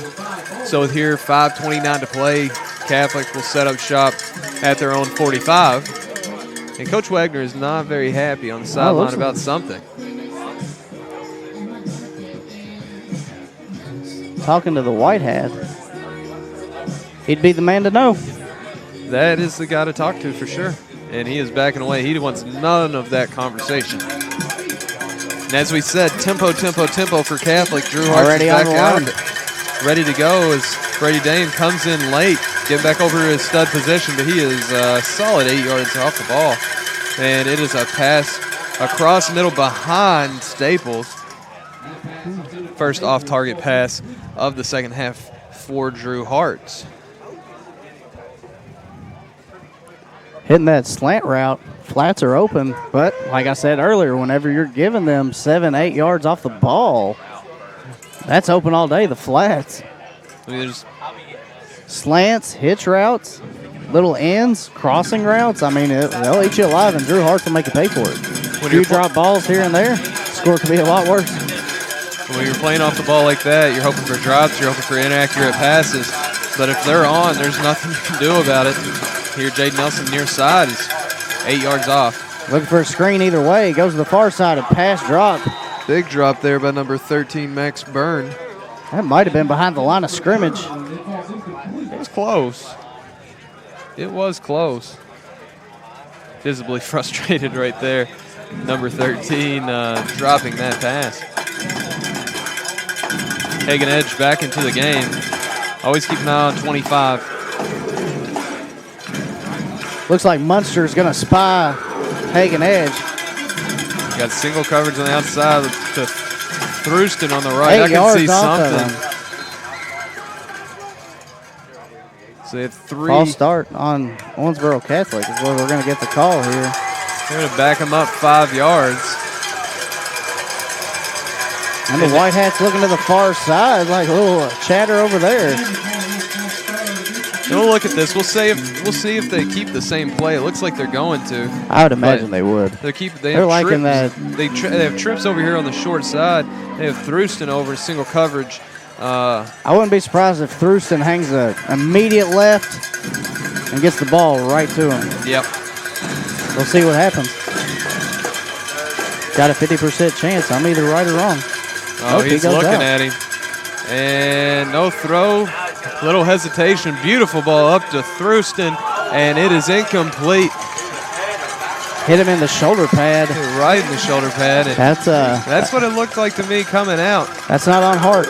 No, but the punt team comes on, and a nice stand by McLean County as they're going to get the ball back. I believe this is the second punt of the night for Sutherland. Looked like Hootie Bolton on the coverage there. A couple of Cougars in the vicinity. That little hesitation by Hart gave the Cougars a little opportunity. And a pretty good throw. Could have been caught, very catchable ball, but instead it falls to the turf, and McLean County's going to get this thing back. Sullivan. Line drive kick. Low line drive kick. Baldwin going to return. Looked like it. He's got to get on top of it now. You got to be smart about fielding punts, especially on something like that. Line drive kick. You got to be sure or not. It's best to just leave that alone there.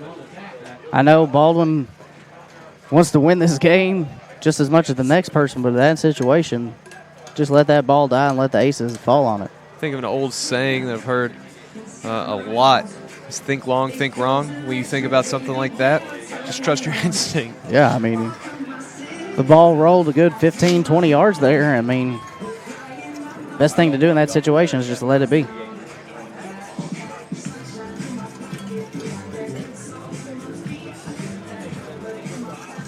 All right, so the Cougars are going to take over on their own 7-yard line. 93 yards to pay dirt. We can do this. We can make this happen. I'd like to see something explosive like we did in the first half. We saw it a few times, and more than capable. We just had our drives gone stagnant by small mental errors. And the ball is given to Peyton Caraway running left. Can't find a whole lot of room, and there's going to be a late flag there thrown in the secondary of the Aces.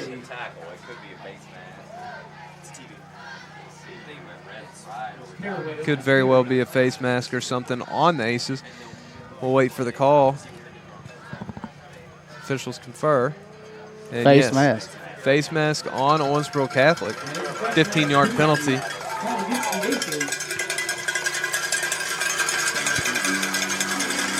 Oh, the ref about took a stumble here. It looked like he rolled an ankle. Might have tripped over the 15-yard line. The little things you see up here. We do have a pretty good view of everything, so that's pretty nice. Face mask called twice. It was just an incidental face mask. It's only going to be a 5-yard penalty. Is there a I was blocked by the booth a little bit there. Is there a different signal for incidental? Incidental is just the grabbing of the face mask. If it's a 15-yard penalty, it'll be a personal foul face mask. Gotcha. Picked up the first down on it regardless. And ball is given. Andrew Munster, he tried to cut it back. Gets the grain. He's tackled just shy of the 20-yard line. Good enough to pick up a McLean County first down. Move the chains again. And let's get back to what we were doing in the first half here, Drew. Yeah, I think the best thing for McLean County now, don't want to rule anything out because stranger things have happened in high school football.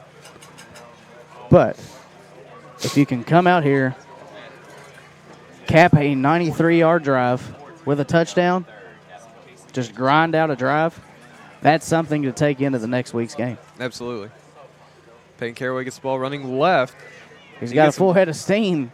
Runs over. Bowls over Michael Sullivan, the kicker for Owensboro Catholic.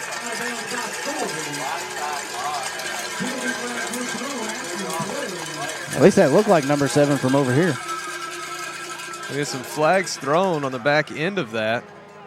And James Hurley, one of the linemen, came sprinting over to the sideline, shaking his fist like that's definitely going against Owensboro Catholic, and they're backing up already. We got a personal foul on Owensboro Catholic.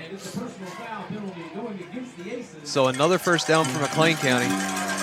And talking about it, Drew, next week we have our bye week, which is exciting because it gives us an opportunity to get healthy and get everybody feeling rested up for the final stretch of 3 games, and a crucial 3 games it'll be. We go to Todd County, we go to Hancock County, and then we have Webster County here. So those 3 games at the end of the season is going to be crucial, particularly when it comes to seeding in the playoffs here in just about a month. Yeah, and Hancock County is somebody that you always, just like an Owensboro Catholic. Throw it out of bounds. All you can do there. So it looked like... the white hat dropped his flag. No. Oh, my goodness. But the line judge is saying that it went past him. It did go past it. I was looking at that. Matthew running right. Had to get the ball back to the line of scrimmage when he throws it out of bounds there. And it was close. Don't get me wrong. It was very close. But from our vantage point, which is pretty close to the 40-yard line, he cleared it. So I'm hoping they're picking up that flag. It looks like they are not going to have that stand. There's a line judge. That's what he's there for. Now, there is a flag on the back side of the play. I'm just looking at it. I'm not sure if that's thrown for... Could be Coach Edge's. He might have his own over there. Might have a yellow challenge flag. It's not Coach Edge anymore. It's Coach Morris. Oh, sorry. Yep. A lot of edges. Yes. Oh. They're going to wave off the flag on Matthew Miller. And then intentional grounding. Illegal man downfield. So they're going to... I think we're just making it up as we go at this point. At least that's what it appears like. Looked like he was doing a dance move out there, slow motion, so we can all learn how to do the dance move. Something involving a sprinkler, possibly. I prefer the grocery cart myself. Oh. I've always had success. And now the white hat is calling something official timeout. I've always had success with the Q-tip, personally, if we're talking about dance moves. That's just me, though. The Q-tip isn't bad. I've never been a fan for the worm. I've done the worm once. Had my truck keys in my pocket. That was a mistake. Painful. So confusion running amok, I think, up here and down on the field. With this timeout, we're going to get an opportunity to thank one of our sponsors, thanking Thacker Riverside Dental, located in Livermore, Kentucky. Go see Dr. Thacker and his staff for all your dental needs. And Dr. Thacker's opening up a Airbnb of our hometown, Livermore, Kentucky. I've seen the renovations. The house that he purchased there in downtown Livermore, it looks great. It's always been a house that had a lot of potential, and he and Diane have gone in and really fixed it up, and very, very nice. Yeah, it looks great. Isn't all of Livermore downtown Livermore? That is the question, isn't it? I guess proximity to the river. If it can't be flooded, it's not downtown, correct? If it can't be flooded, then that's not downtown. Right. I think downtown as the post office. The post office signifies downtown, the block of the post office down to the public library. No? So the Airbnb would be uptown, midtown. Yes, midtown, L-town. Shout out. Yeah. All right, ball is given middle. That's the original line of scrimmage. A little bit more, possibly. I believe that was Connor Baldwin on the play.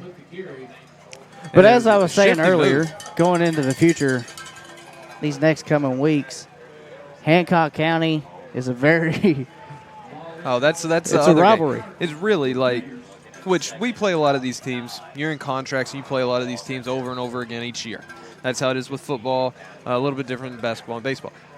Hancock County, Owensboro Catholic, the two teams that you always circle every time. Now, the Hancock County rivalry, that goes back several years as the ball is given to Andrew Munster running right, and that looked to be doomed from the beginning as the handoff seemed to be a stretch there by Matthew Miller, so we're going to bring up 3rd and long. But with Hancock County, that rivalry dates back to the very first seasons of McLean County football. Absolutely. And if I'm not mistaken, really the first signature win for McLean County football was against a Hancock County team that was ranked in the state and actually had a few players that were being recruited by Division I schools. And Frankie Cox, former sheriff, balled out in that game, had 3 interceptions. As we said, that's still holding as a school record, and actually was recruited a little bit by Notre Dame, Notre Dame. Yeah, the story that I was told as Matthew Miller breaks it out to the near side, and he gets wrangled out of bounds about 6 feet towards the track. Miller is slow to get up there. Rightfully so. They're trying to drag him up, and he's staying down. And he's back to his feet now. He's good. Oh, Matty Ice. And he's going to stay on the sideline. Well, possibly. Oh, well, yes, of course. Punt situation here, so he will stay on the sideline. From the story that I was told about Frankie is that Hancock County had a highly touted recruit and was getting seen by the Notre Dame Fighting Irish. But former Sheriff Frankie Cox was there, balled out that night, set a school record early that is still standing to this day. Still standing. I think it was either the 2nd or 3rd year of the McLean County varsity football program. Now, if anybody knows the history of McLean County football, the first year we did only have JV. I believe that was in 1972. 1973 was the first varsity year, if I'm not mistaken. I know Coach Bill Scott, I sat down and talked with him a lot about this not too long ago, last winter. And I could be wrong on my years, but I believe that's pretty close. Yeah, you're right in the zone. But the rivalry with Hancock County began because they consolidated high schools. You know, your Lewisports, your Hawesville high schools. They consolidated around the same time that we consolidated Calhoun, Livermore, Sacramento. The difference between the two, though, is in Hancock County, as is still today, they had a lot of industry, and they still do. And because of that, there was a little bit of haves and have-nots situation, as Hancock County had the best equipment, very nice stadium, blah, blah, blah. And I know Coach Scott said the first year of, I believe, the JV program, he actually got helmets donated from the military. It was Fort Knox or Fort Campbell. Could be. It was Fort Campbell. I think it was Fort Campbell. But they were old. There's Andrew Munster with the sack. Right back at the 50-yard line. He came through the hole, and Drew Hart's had nowhere to go. Big play by Andrew Munster right there after the penalty put Catholic in outstanding field position. Backs him up. Should have been to the 50-yard line. They're going to give him the 49, keep it in McLean County territory. 1:12 to play here in the third quarter. Generous spot. Got. But, yeah, they were old helicopter helmets. Yep. They had to, once they got them here, got a flag. Got a flag. That's going to come back. And Mundy is drugged down at the 20-yard line, but that's going to come back on the hold. Wrapped up by Nelson and Munster. But they had to remove the hardware, the headwear, the microphones out of the helmets so they can play football in them. I forgot. He might have, I don't know, maybe egg cartons or something like that they would stuff the helmets in because they couldn't, to get them to fit different players because it was one size fits all. And if you know anything about football, it is the most important thing, getting a helmet that fits you properly for it to actually benefit you. So anyway, after that penalty, sorry, we got on Drew and Heath's story time there. Catholic is all the way back to their own 46-yard line here. That should have been the spot for Munster. Sack, in my professional opinion. But this is my professional opinion. Yes. I like your professional opinion a lot better than Watch this. They're the going ones to pass. that- I got $20 on it. Oh, I would have loved to run right there. Slip Screen. screen over here to Hagen Edge, and he gets a block inside, makes a couple men miss.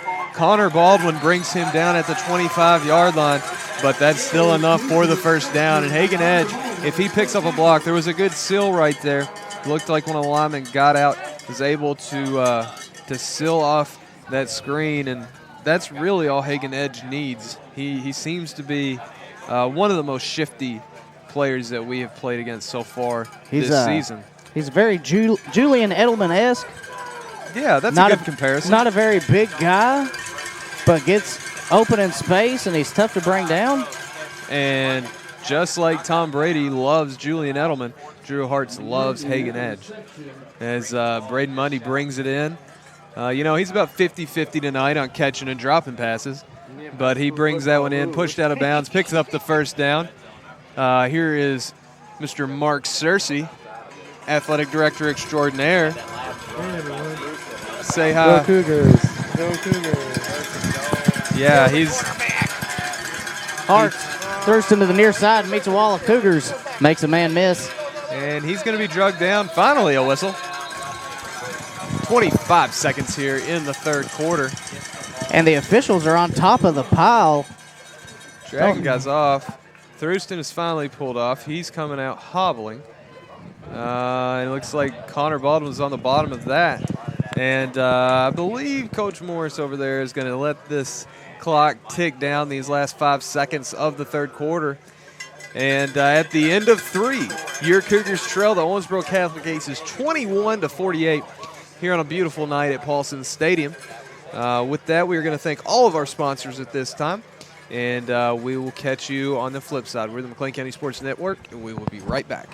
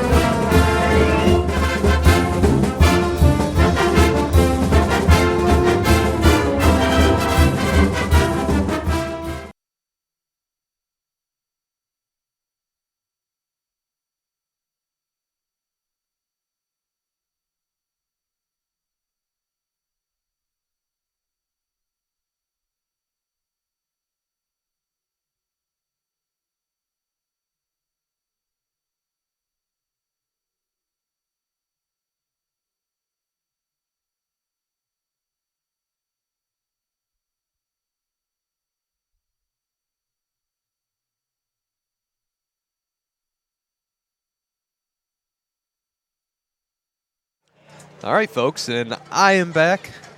Both teams are back on the field, ready to go. However, it is going to be a moment as we are still in a TV timeout.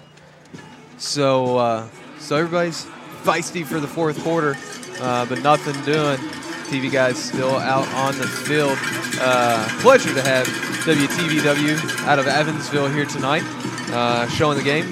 I know it's different here in McLean County, having a big TV production, a live TV production at that, having a production truck out in the parking lot, different things, kind of exciting.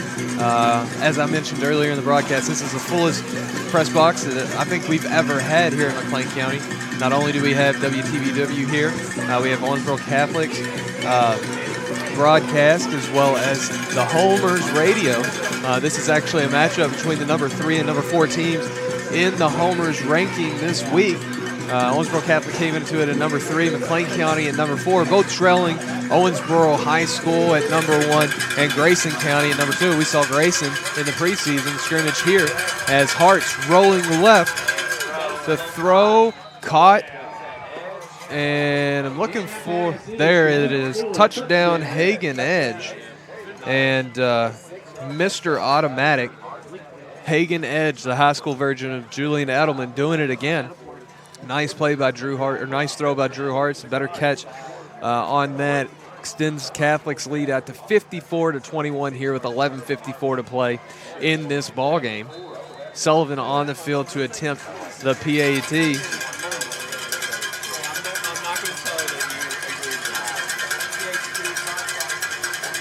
Kick is up, and it is good. So 11:54 to play here in this game. Owensboro Catholic leads McLean County 55-21, and Drew is actually out of the box right now. Had to run to the bathroom, but if he was here, I would say tonight, from this explosive Owensboro Catholic offense, I'm most impressed by Hagen Edge. Statistically, it shouldn't be a surprise. He leads the team in receptions. He leads the team in touchdown receptions. But tonight, I think his consistency, I feel like he has been Mr. Automatic and really a go-to receiver for Drew Hart's, a la Tom Brady and Julian Edelman, that guy that you can throw the ball out there. He is going to make the catch, and he's going to make something happen afterwards. And Hagen Edge is he's very much impressed me tonight, as have several of the athletes on the Catholic side.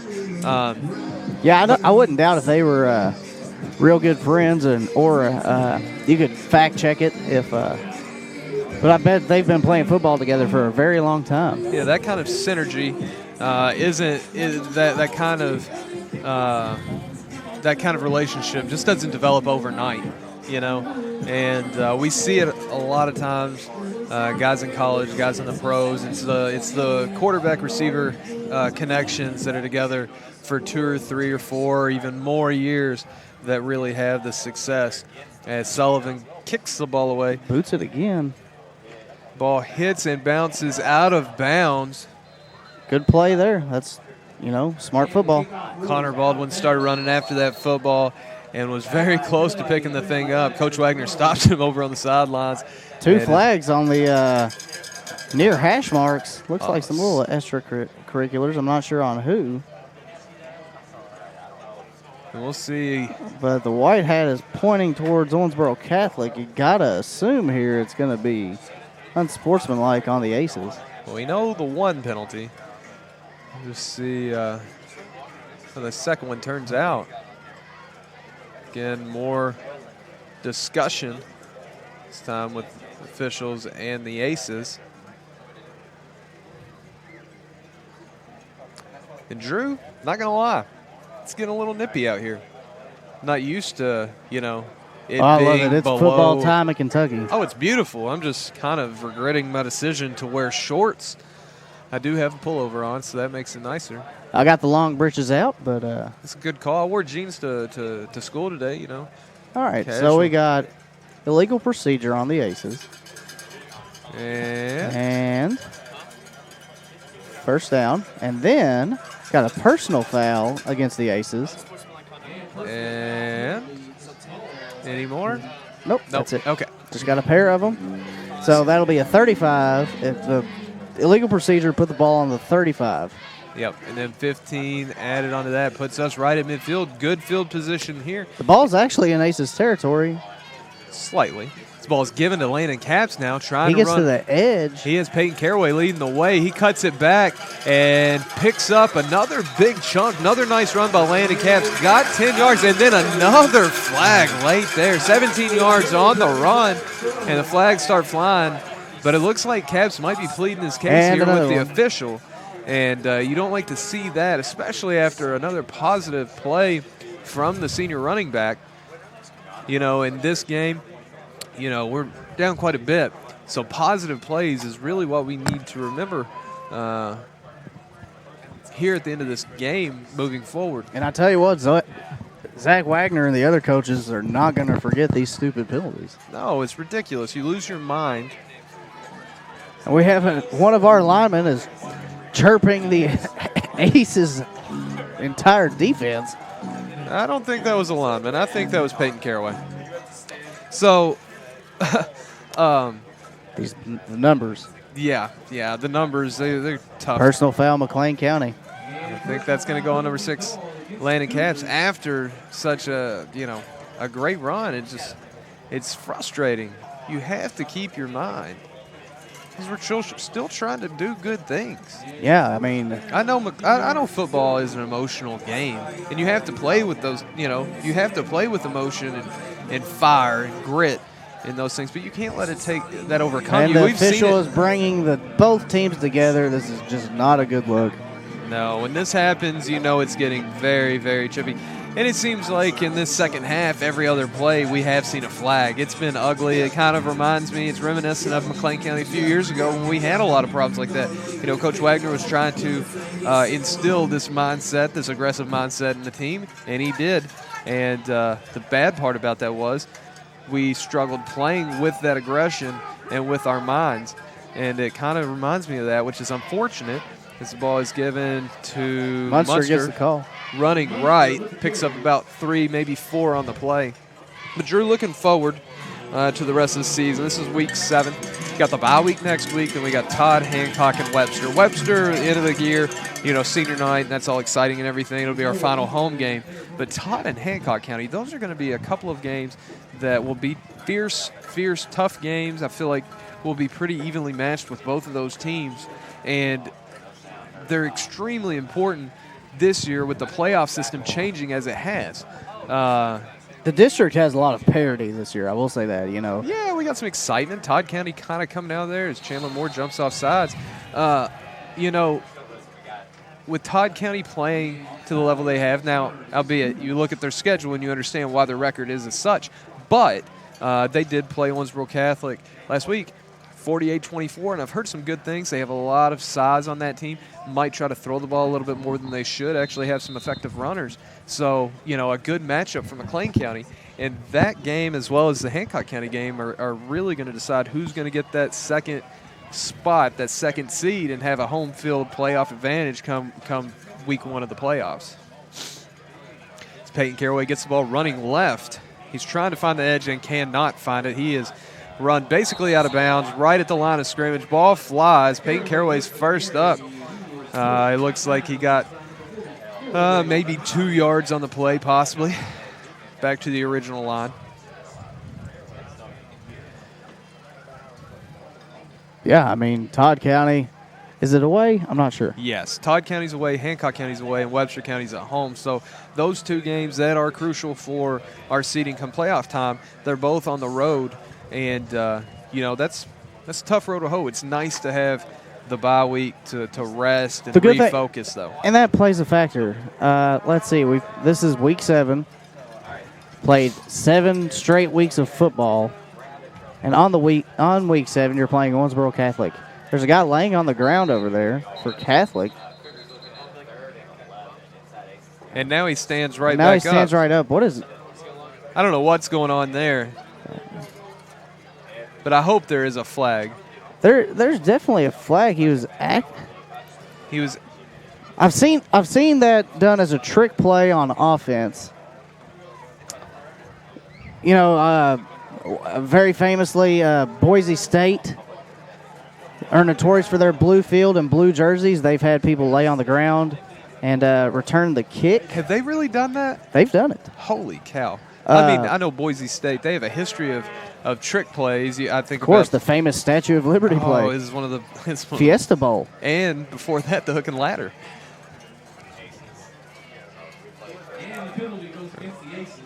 Delay a game on defense because somebody from Owensboro Catholic was laying down out of bounds. That was just odd. Now, I got to say, though, if he was doing that and they blow the whistle and they blow it dead, I probably wouldn't jump up immediately. I would actually play dead, play hurt for a minute. You've got to sell it. Somebody needs to give that kid some acting classes over there. Big stiff arm by Munster. Nice stiff arm. He gets right at the first down marker. And the player he stiff-armed is still down. That is number 3, John Paul Roberts, sophomore defensive back. He's in some pain. Clever number. He is the 3rd. Indeed. All right, and with that injury, we're going to sit here. for a few more minutes and thank a couple of our sponsors this time. First, Independence Bank, located all over Western Kentucky, all over the state of Kentucky for that matter. I want to thank Independence Bank for your support this year as well as in years past. We very much appreciate that. We want to thank Calhoun Baptist Church. We hope you tuned in during halftime to catch this week's episode of Faith in Football, presented by Brother Richard Sams, talking about this past football game this past week and what it means to stand strong and true and in difficult situations. We want to thank Community Church, located just outside of Calhoun, Kentucky on Highway 136. Thank you. This is their first year sponsoring the McLean County Sports Network, and we very much appreciate your support. Muster's Funeral Home, located in both Calhoun and Livermore, Kentucky. Been in business since 1865. Go see Willie and Lee if you need anything. Formaldehyde? That was awkward. Wow, you really went there. I hope somebody's still listening. I think they are. They're probably laughing because they're listening up on the hill and they're like, goodness gracious. Wow, he went there, didn't he? Yeah, indeed. See Muster Funeral Homes. If you need anything. You call, we'll haul. Kind of reminds me of a Monty Python skit. Bring out your dead. You know, my soul may go to heaven, but send my body to Muster's. Oh, gosh. Muster Funeral Home since 1865. Since 1865. Yes. Pleasant Hope Baptist, or General Baptist Church, located just outside of Calhoun. Thank you so much for your support this year. Yep. And then McLean County Public Library. We very much appreciate y'all coming on board this season. They're doing big things. They are doing big things. Just continue to go. Did you go down there the other night when they had food trucks? I didn't. Oh, that was last Friday against Top Central. Had like 3 food trucks, I hear. Which I love food trucks. You know me. I love food. I love food out of food trucks in particular. Houston Bolton lined up wide right. Matthew Miller under center. And the ball is given to Landon Capps from right. That was actually Connor Baldwin under center, not Matthew Miller. Landon Capps gets outside, picks up 20, and he goes out of bounds, slipping and sliding on the track. He's able to stay on his feet with the assist from a Catholic fan. And another big run by Landon Capps. And if you take anything away from this game, the way Landon Capps has run the ball, especially on the edges, has been very impressive tonight. Oh, no, absolutely, no doubt about it. Like, kid's probably the fastest kid in school, one of the fastest in the regions. And did the best he could there, got to the edge. And it's simple middle school football. Mm-hmm. First one to the outside wins. Yeah. I mean, not so much in high school, you don't see that. But in this case, if the defense doesn't have good pursuit angles, you can pick up that first down and more. Munster hit once, second effort, dragging people. I don't know, but did you see that pancake block by Jabin Wedding? Did you see that? You know what? I went on the hill to get some cookies for my family. On my way back, Jabin was getting ready to warm up. I told him to lay into somebody. He just did. And he just did it. He just did. Good to see. That's a nice birthday present for Big J Bob right there. As he absolutely laid the smackdown on, I don't know what number, but he felt it, I'm sure. And there he goes back to the line, ready to do it again. Here's second down and 3 yards to go as McLean County has put together a good drive here. Some have benefited from penalties, but regardless, we've had some solid plays to build on as Houston Bolton comes out wide left, back into the usual man coverage back up. And Capps goes in motion. Ball is given middle to Munster. He is taken down just shy of the first down marker. It's going to be a 3rd and 1 here. 8:35 to play here in the fourth quarter. Your Cougars trailing the Owensboro Catholic Aces 21-55. And starting to get a few comments on my text machine, also known as my phone, from my sister-in-law, who seems to like the comic relief that Drew and I have brought. Who's your coworker? Also my coworker, yes. Could have gone with that. Yes. Coworker. She's up here now. It's good to have her up here in case I ever need anything. Brother, he hooked us up with a fridge so we can, keep our lunch in there. It's nice. And there's some whistles before the ball was Timeout, snapped. McLean County. I believe that's their first of the second half. But going forward, 7 hard weeks of football, going into the bye week, you need the rest. Fall break's coming up. I'm sure there'll be practices during then. I don't think so. I think Coach Wagner is actually going to give them this fall break and give them some time to clear their heads and get away from it, and it's not a bad strategy. No, it's not. And then you come back to business. You have 3 games remaining guaranteed. You take those 3 games, everybody has fresh legs. 7 weeks of getting banged up from football. It's a lot more than 7 weeks. You know that. Well, I mean, real life game time contact is not the same thing as knocking around over here in the brickyard. But I tell you what, in the brickyard is firm. I still have scars. It is firm. Look at this field right now. You can tell just how dry it has been. We desperately need some rain, some moisture. But this heat has been unreal. Record highs here in October. We finally get a break today, which is beautiful. It's been an absolutely gorgeous day. Nice breeze and just a little cool up here. But the brickyard is very, very firm. Yes, I remember many times during practice, getting tackled over there, getting up with a new abrasion, Dude, looking down and half a brick. the big guy like 3 bodies down from us up here in the booth. Oh, yeah. Mr. Nathan Sutherland. He was the dirtiest practice player I think I've ever seen. And I was, 140 pounds maybe in high school. He was a lot bigger than that. And he took pride every time that he would blindside me. It hurt so bad. But anyway, Peyton Caraway gets a handoff, running left, trying to get around, picks up a big block by Landon Capps, and I think that's going to free him up enough for the first down. Huge block by number 6, and he is not afraid to stick his head in there. I remember last year collision between he and big running back from Ohio County, game 1. Actually ended up, I think, knocking Landon out for a game because of a concussion, but he is absolutely not afraid to stick his head in there. Big play, big run. And that should be enough for the first, I thought. They should give it to him. I know it came out. Whenever P came out of bounds over here, he hopped right up. Is that just a Catholic outside linebacker. He's talking to the line judge a little bit. I guess he didn't like seeing Landon Capps earhole anybody. He's out of the game right now. Didn't get the first down, 4th and 1. McLean County's got to go for it because he got to at this point. Oh, yeah.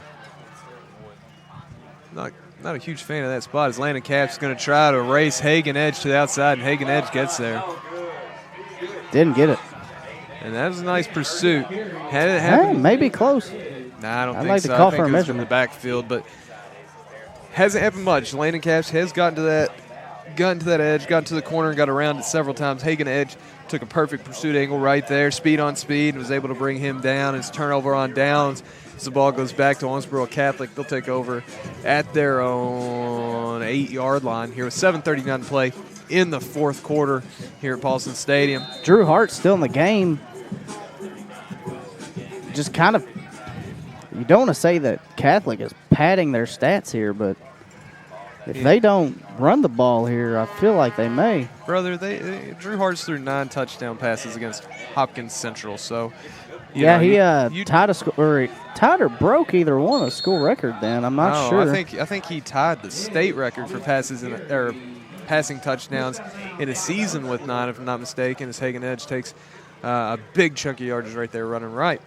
But 9 touchdowns against Hopkins Central a couple weeks ago.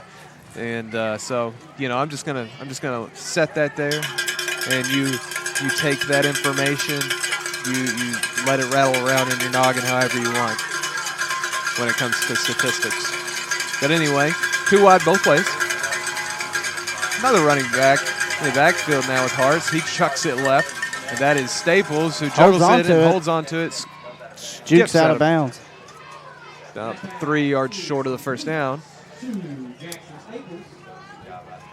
Also, I went down earlier, saw Cheryl Loxton. She had a calf with her. Tonight is Cow Chip Bingo tonight, so if you are tuning in and you have bought Cow Chip Bingo tickets, I believe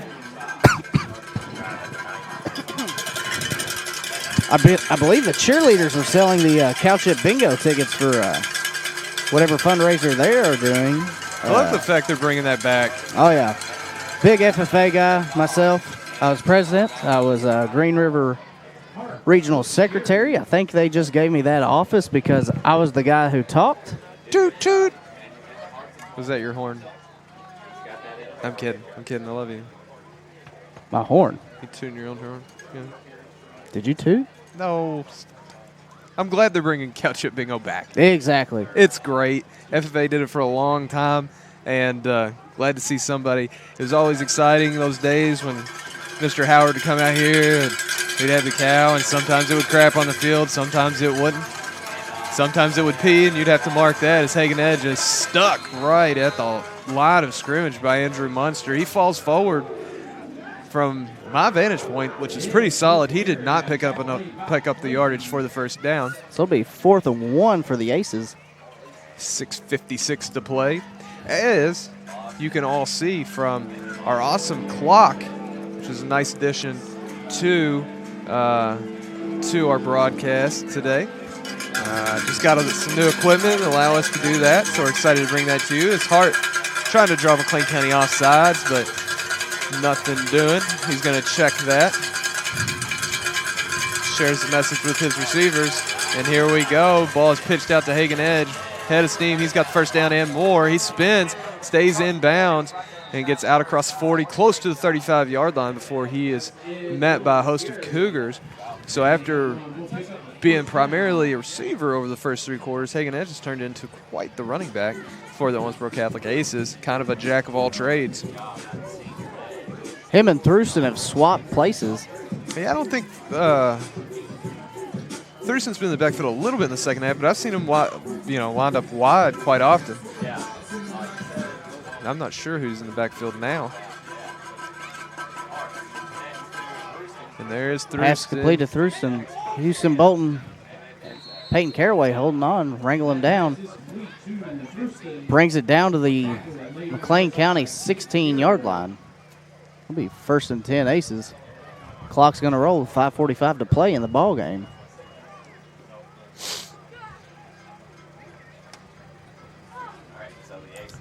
Two wide both ways once again. Hartz throws left. He had the out, and that's Staples, and one of his most sure-handed receivers, and that falls to the ground. Another drop pass. We've had several of those tonight by the Aces. Of course, they've also connected on several too. Thus, they're at 55 points. But that was on target. And I feel like Drew Hart has kind of settled in here in the second half, throwing the ball around the field, making every throw, and he's been very accurate. He just hasn't had a lot of help on the other side. This ball is given middle, and that's number 26, Aaron Longston, carrying the ball, taking over the running back duties for Hagen Edge for a minute to get him a blow. Wrapped up by number 64, Wes Wells for McLean County. And that's a big sophomore, Mr. Wells. Him in class, actually. Great kid. Excited to see him and his progress over the next few years. Very strong, well-built young man. Yeah, they call him Bigfoot, don't they? Yeah, kid does have a big foot. He's in 7th grade. I think he wore a size 13 or 14 shoe. It's a big shoe. That's a very big shoe. And a lot of time for Hartz to throw, and he dropped it. It's going to be ruled incomplete. It looked like the ball fell out of Edge's hands, and as he went to the ground, regained control. He's pleading his case, but nothing doing. Back judge says it's incomplete, and that's how it's going to be because we don't have instant replay. I'm glad the white hat told us that it was incomplete as well, though. Cleared it up. I wasn't sure. Well, you never know how the ball bounces. No, it is shaped like a lemon. That is true. I do love lemons. I like lemonade. Lemonade, lemon heads, lemon water. It's very good for you. Lemon juice, just all around. It's the MVP. It is. Just got to watch out for that acid. Hartz throws middle. Big shot. Braden Mundy. Drop. Who laid into him there? Looked like Connor Baldwin. Well, that was a stick, and Braden Mundy is walking off gingerly. It's like the field goal crew is going to roll out for the Aces. And Connor brought the wood there. That was one of the bigger hits we've seen. We've seen a few big hits tonight. But he jarred number 1, Mundy. Mundy is a big kid, 5'9", 200-plus pounds, very well built. And That was a ginger stroll off the field after that big hit by Connor Baldwin, jarred the ball loose. You know, there's always been history of McLean County, both positive and negative, whether you win or lose. Either way, you know the next morning that you played McLean County because we brought it. And with that shot from Connor Baldwin, he keeps that tradition alive. So that's a turnover on downs. McLean County gets it. And Landon Capps is running right. Spins. Spun down after a gain of 6 on the play. 4:30 remaining in the game. Yeah, exactly. I mean, just like you said, we're down here 55-21. 34 points if my math is decent. And 4:20 to play in the game, and you have guys making hits like that to break up a potential touchdown. I mean, that's what you want. That's what you want out of your kids. Never give up, and always trying to get better. Football guy. Football guy. Big football guy. And the ball is given middle right there to Munster. He's going to pick up about 3 yards on the play. Not quite enough for the first down. You know, I like seeing the offensive line not give up right now. They're making pushes, getting positive yardage from the running backs, and that's what you need. You got to continue to fire off the ball. I mean, when you're tired, this is a great time to work on these things. It's hard to simulate what it feels like in the fourth quarter. With 4 minutes to go in a game against a very good opponent, it's hard to simulate that. So right now, you dig deep and you try to make the best plays possible.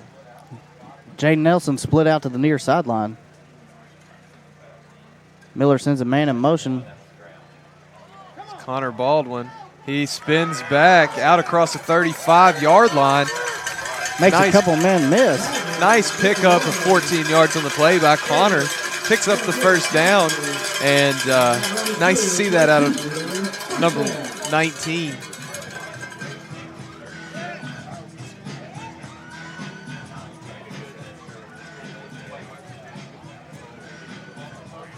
Starting to piece together a nice little drive here. Yeah, it'd be nice to cap this thing off, too. We got 2 minutes, 48 seconds. I would play it just as such. I'm trying to get in the end zone. You know, we have about 64 yards to go. And the ball's given middle to Baldwin. That's bottled up, and they're going to sling him down.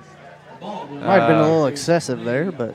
You know, a lot of it's excessive. And, you know, part of it is the thing that we talked about since the very first drive of the game is those late whistles. Blow the flipping whistle. Yeah, I mean. Blow it. It started off in the first quarter when McLean County was driving. I believe we had the ball around the Aces 8-yard line. Well, the thing about it is when referees are essentially reckless with the whistle like that, there's 2 things that can happen. Fights can happen and injuries can happen. And nobody needs to be injured on either team. Nobody likes that. I mean, it's just kids playing a game. You know, they've got to go to class on Monday, you know. Munster makes a couple man miss, second effort. Picks up about 7 yards on the play. Churning his legs as he always does. Gets out. It's going to be about 3rd and 2 here. Kid's a grinder. That he is. That he is. You know, coming into this season, we wondered, you know, we were accustomed to the Jacob Miller fourth quarters last year, really grinding out drives and things like that. And we're curious to see who would step into that fullback position and do the same thing. And Andrew Munster has answered that bell as Landon Capps gets outside, and he just keeps on going. Got enough for the first down, got enough for a couple of first downs right there. Picks up about 15 yards. And another nice run by Landon Capps. I would assume he's getting fairly close to that 200-yard mark. I have to double-check the statistics here in a moment. As we go below 55 seconds to play in the ball game.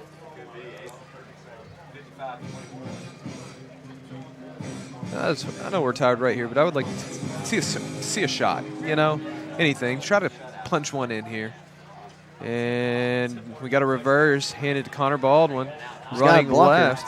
He's out across the 45-yard line, and he's spun down at about the 43.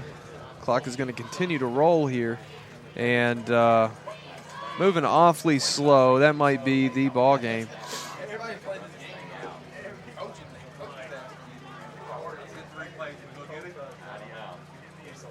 And Munster wants to play. well, let's go. We got 10 seconds left. Make it count, boys. Miller under center. Motion. And he is going to roll out right. And he flips one to Morgan Allgood. Incomplete, so we're going to get 2 plays out of this. A little 2-for-1 here.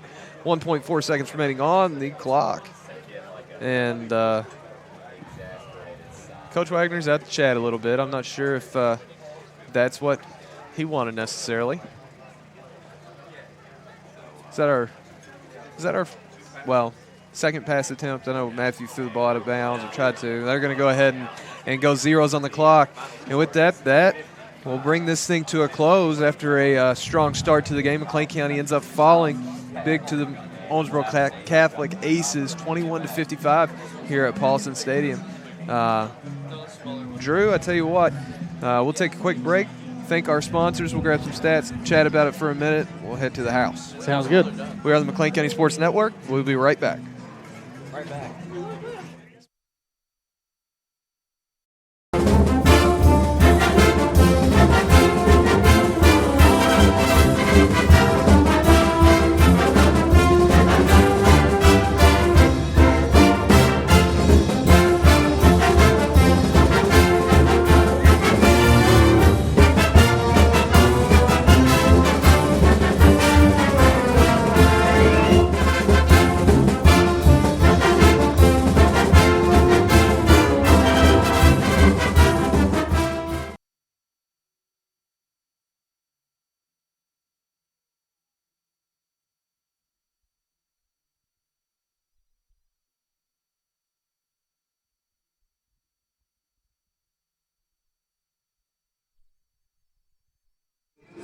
All right, folks, and we are back here to put a bow on this thing. Coming to you from Paulson Stadium. Game just ended. McLean County falls to the Owensboro Catholic Aces 55-21. Run through some stats real quick, Drew, and then we'll talk about the ramifications in the last 3 weeks of the season coming up. First, for McLean County, they were led by Landon Capps on the ground. Had a humongous first half. Had 128 yards at halftime. Finished with 172 and probably 3 or 4 just outstanding runs, second effort runs, and a couple that are big-time highlight plays. Had a couple touchdowns. Zach Clayton, big for the Cougars in the first half. 4 rushes, 77 yards, and a touchdown. Andrew Munster came in there, ended up with 45 yards in the second half. Our leading ball carrier after intermission. Peyton Caraway, a solid day on the ground, about 50 yards on a dozen carries or so. On the flip side, excuse me. You are excused. Sorry about that. Struggling with my, there we go. So Drew Hartz for Owensboro Catholic continued his record-setting ways, finished the game 18 of 28, 414 yards and 5 touchdowns. And there's no surprise that this kid is leading the state in passing. I don't think that's a shocker to hear that at all after watching this tonight. The first half he was not super accurate by his standards, because I've seen him far more accurate than that. Second half he was right on pretty much every throw. Didn't get a whole lot of help from his receivers in the second half. But still, 18 of 28, solid completion percentage, especially at the high school level. Also, no question, Hagen Edge was dynamic in multiple ways for Mr. Hartz and company. Had 7 catches, about 150 yards, 3 touchdowns in the game. Also ran the ball 6 times and had a lot of success on the ground. Dre Thrusten, other big-time player for Hartz and company, as well as Braden Mundy, who had 2 touchdowns and about 120 yards receiving. So that's a stat recap. Drew, we talked about it a lot during the fourth quarter. His team's going into the bye week. I think it is a much-needed bye week. Time for rest. Time to get away from it a little bit, clear their head, and prepare for this push, because the next 3 weeks after we come back off this bye week are going to be huge. Specifically, the 2 weeks after that. They'll be on the road. They'll be in hostile environments. They'll be against teams that we can beat. We know we can beat. We've beat in the past, and we have to beat in order to secure a good seed come postseason time. Yeah, I mean, like we said at the beginning of this game, and we've said it multiple times during the game, it's two teams that have success in two completely different ways. You know, our total yardage on the ground, because we didn't complete a pass all night, we had around 350 yards rushing total. By committee. That's four different running backs. Hearts had 440 yards passing to many weapons. Mundy, Thruston, Edge, you know, these Staples. guys, Staples, you know, and it was about 3 or 4 big shots, big home run plays. But you saw a lot of slip screens. You saw a lot of slants, out routes. You know, the reason why Hearts is so good is that he is picking apart defenses, but he's getting it to these electric players that can make men miss, and then they're already into the second or third line of defense, and then they're in single coverage and only have to make one man miss. And that's the thing. That's the thing. When you have these short running routes like this, you put a lot of pressure on these defenses that aren't accustomed to playing in pass coverage like that. And I thought McLean County at times did okay. We benefited from some drop passes and whatnot. But it's the one missed tackle on the outside when you have to have a guy step up and make a solo tackle and go one-on-one. And these guys, these athletes from Catholic, just way too good tonight, made a ton of men miss. A ton of broken tackles, running through a lot of arms, and that is not a recipe for success. But anyway, a lot coming in the future here, where McLean County falls to 3-4. Owensboro Catholic improves to 6-1, and this is an Owensboro Catholic team that we have a very good chance of playing here in about 5 weeks.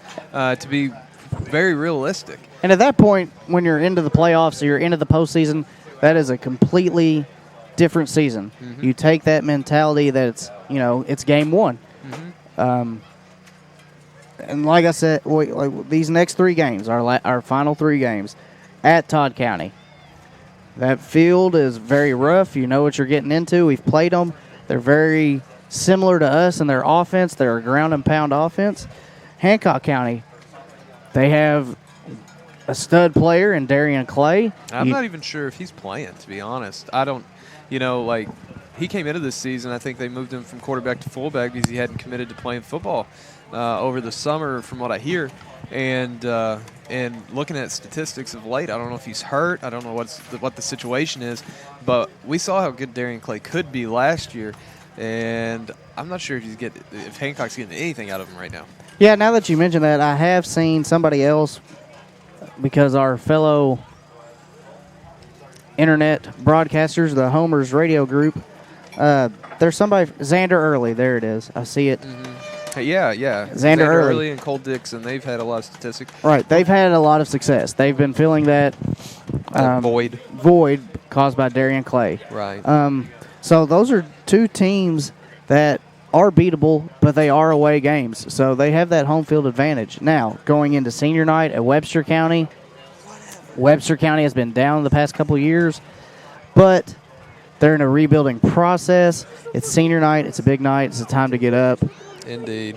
So, yeah, I like to take this week off, this bye week, come back fresh, momentum, going into the postseason push, and hopefully meet back up with Owensboro Catholic and change the end result.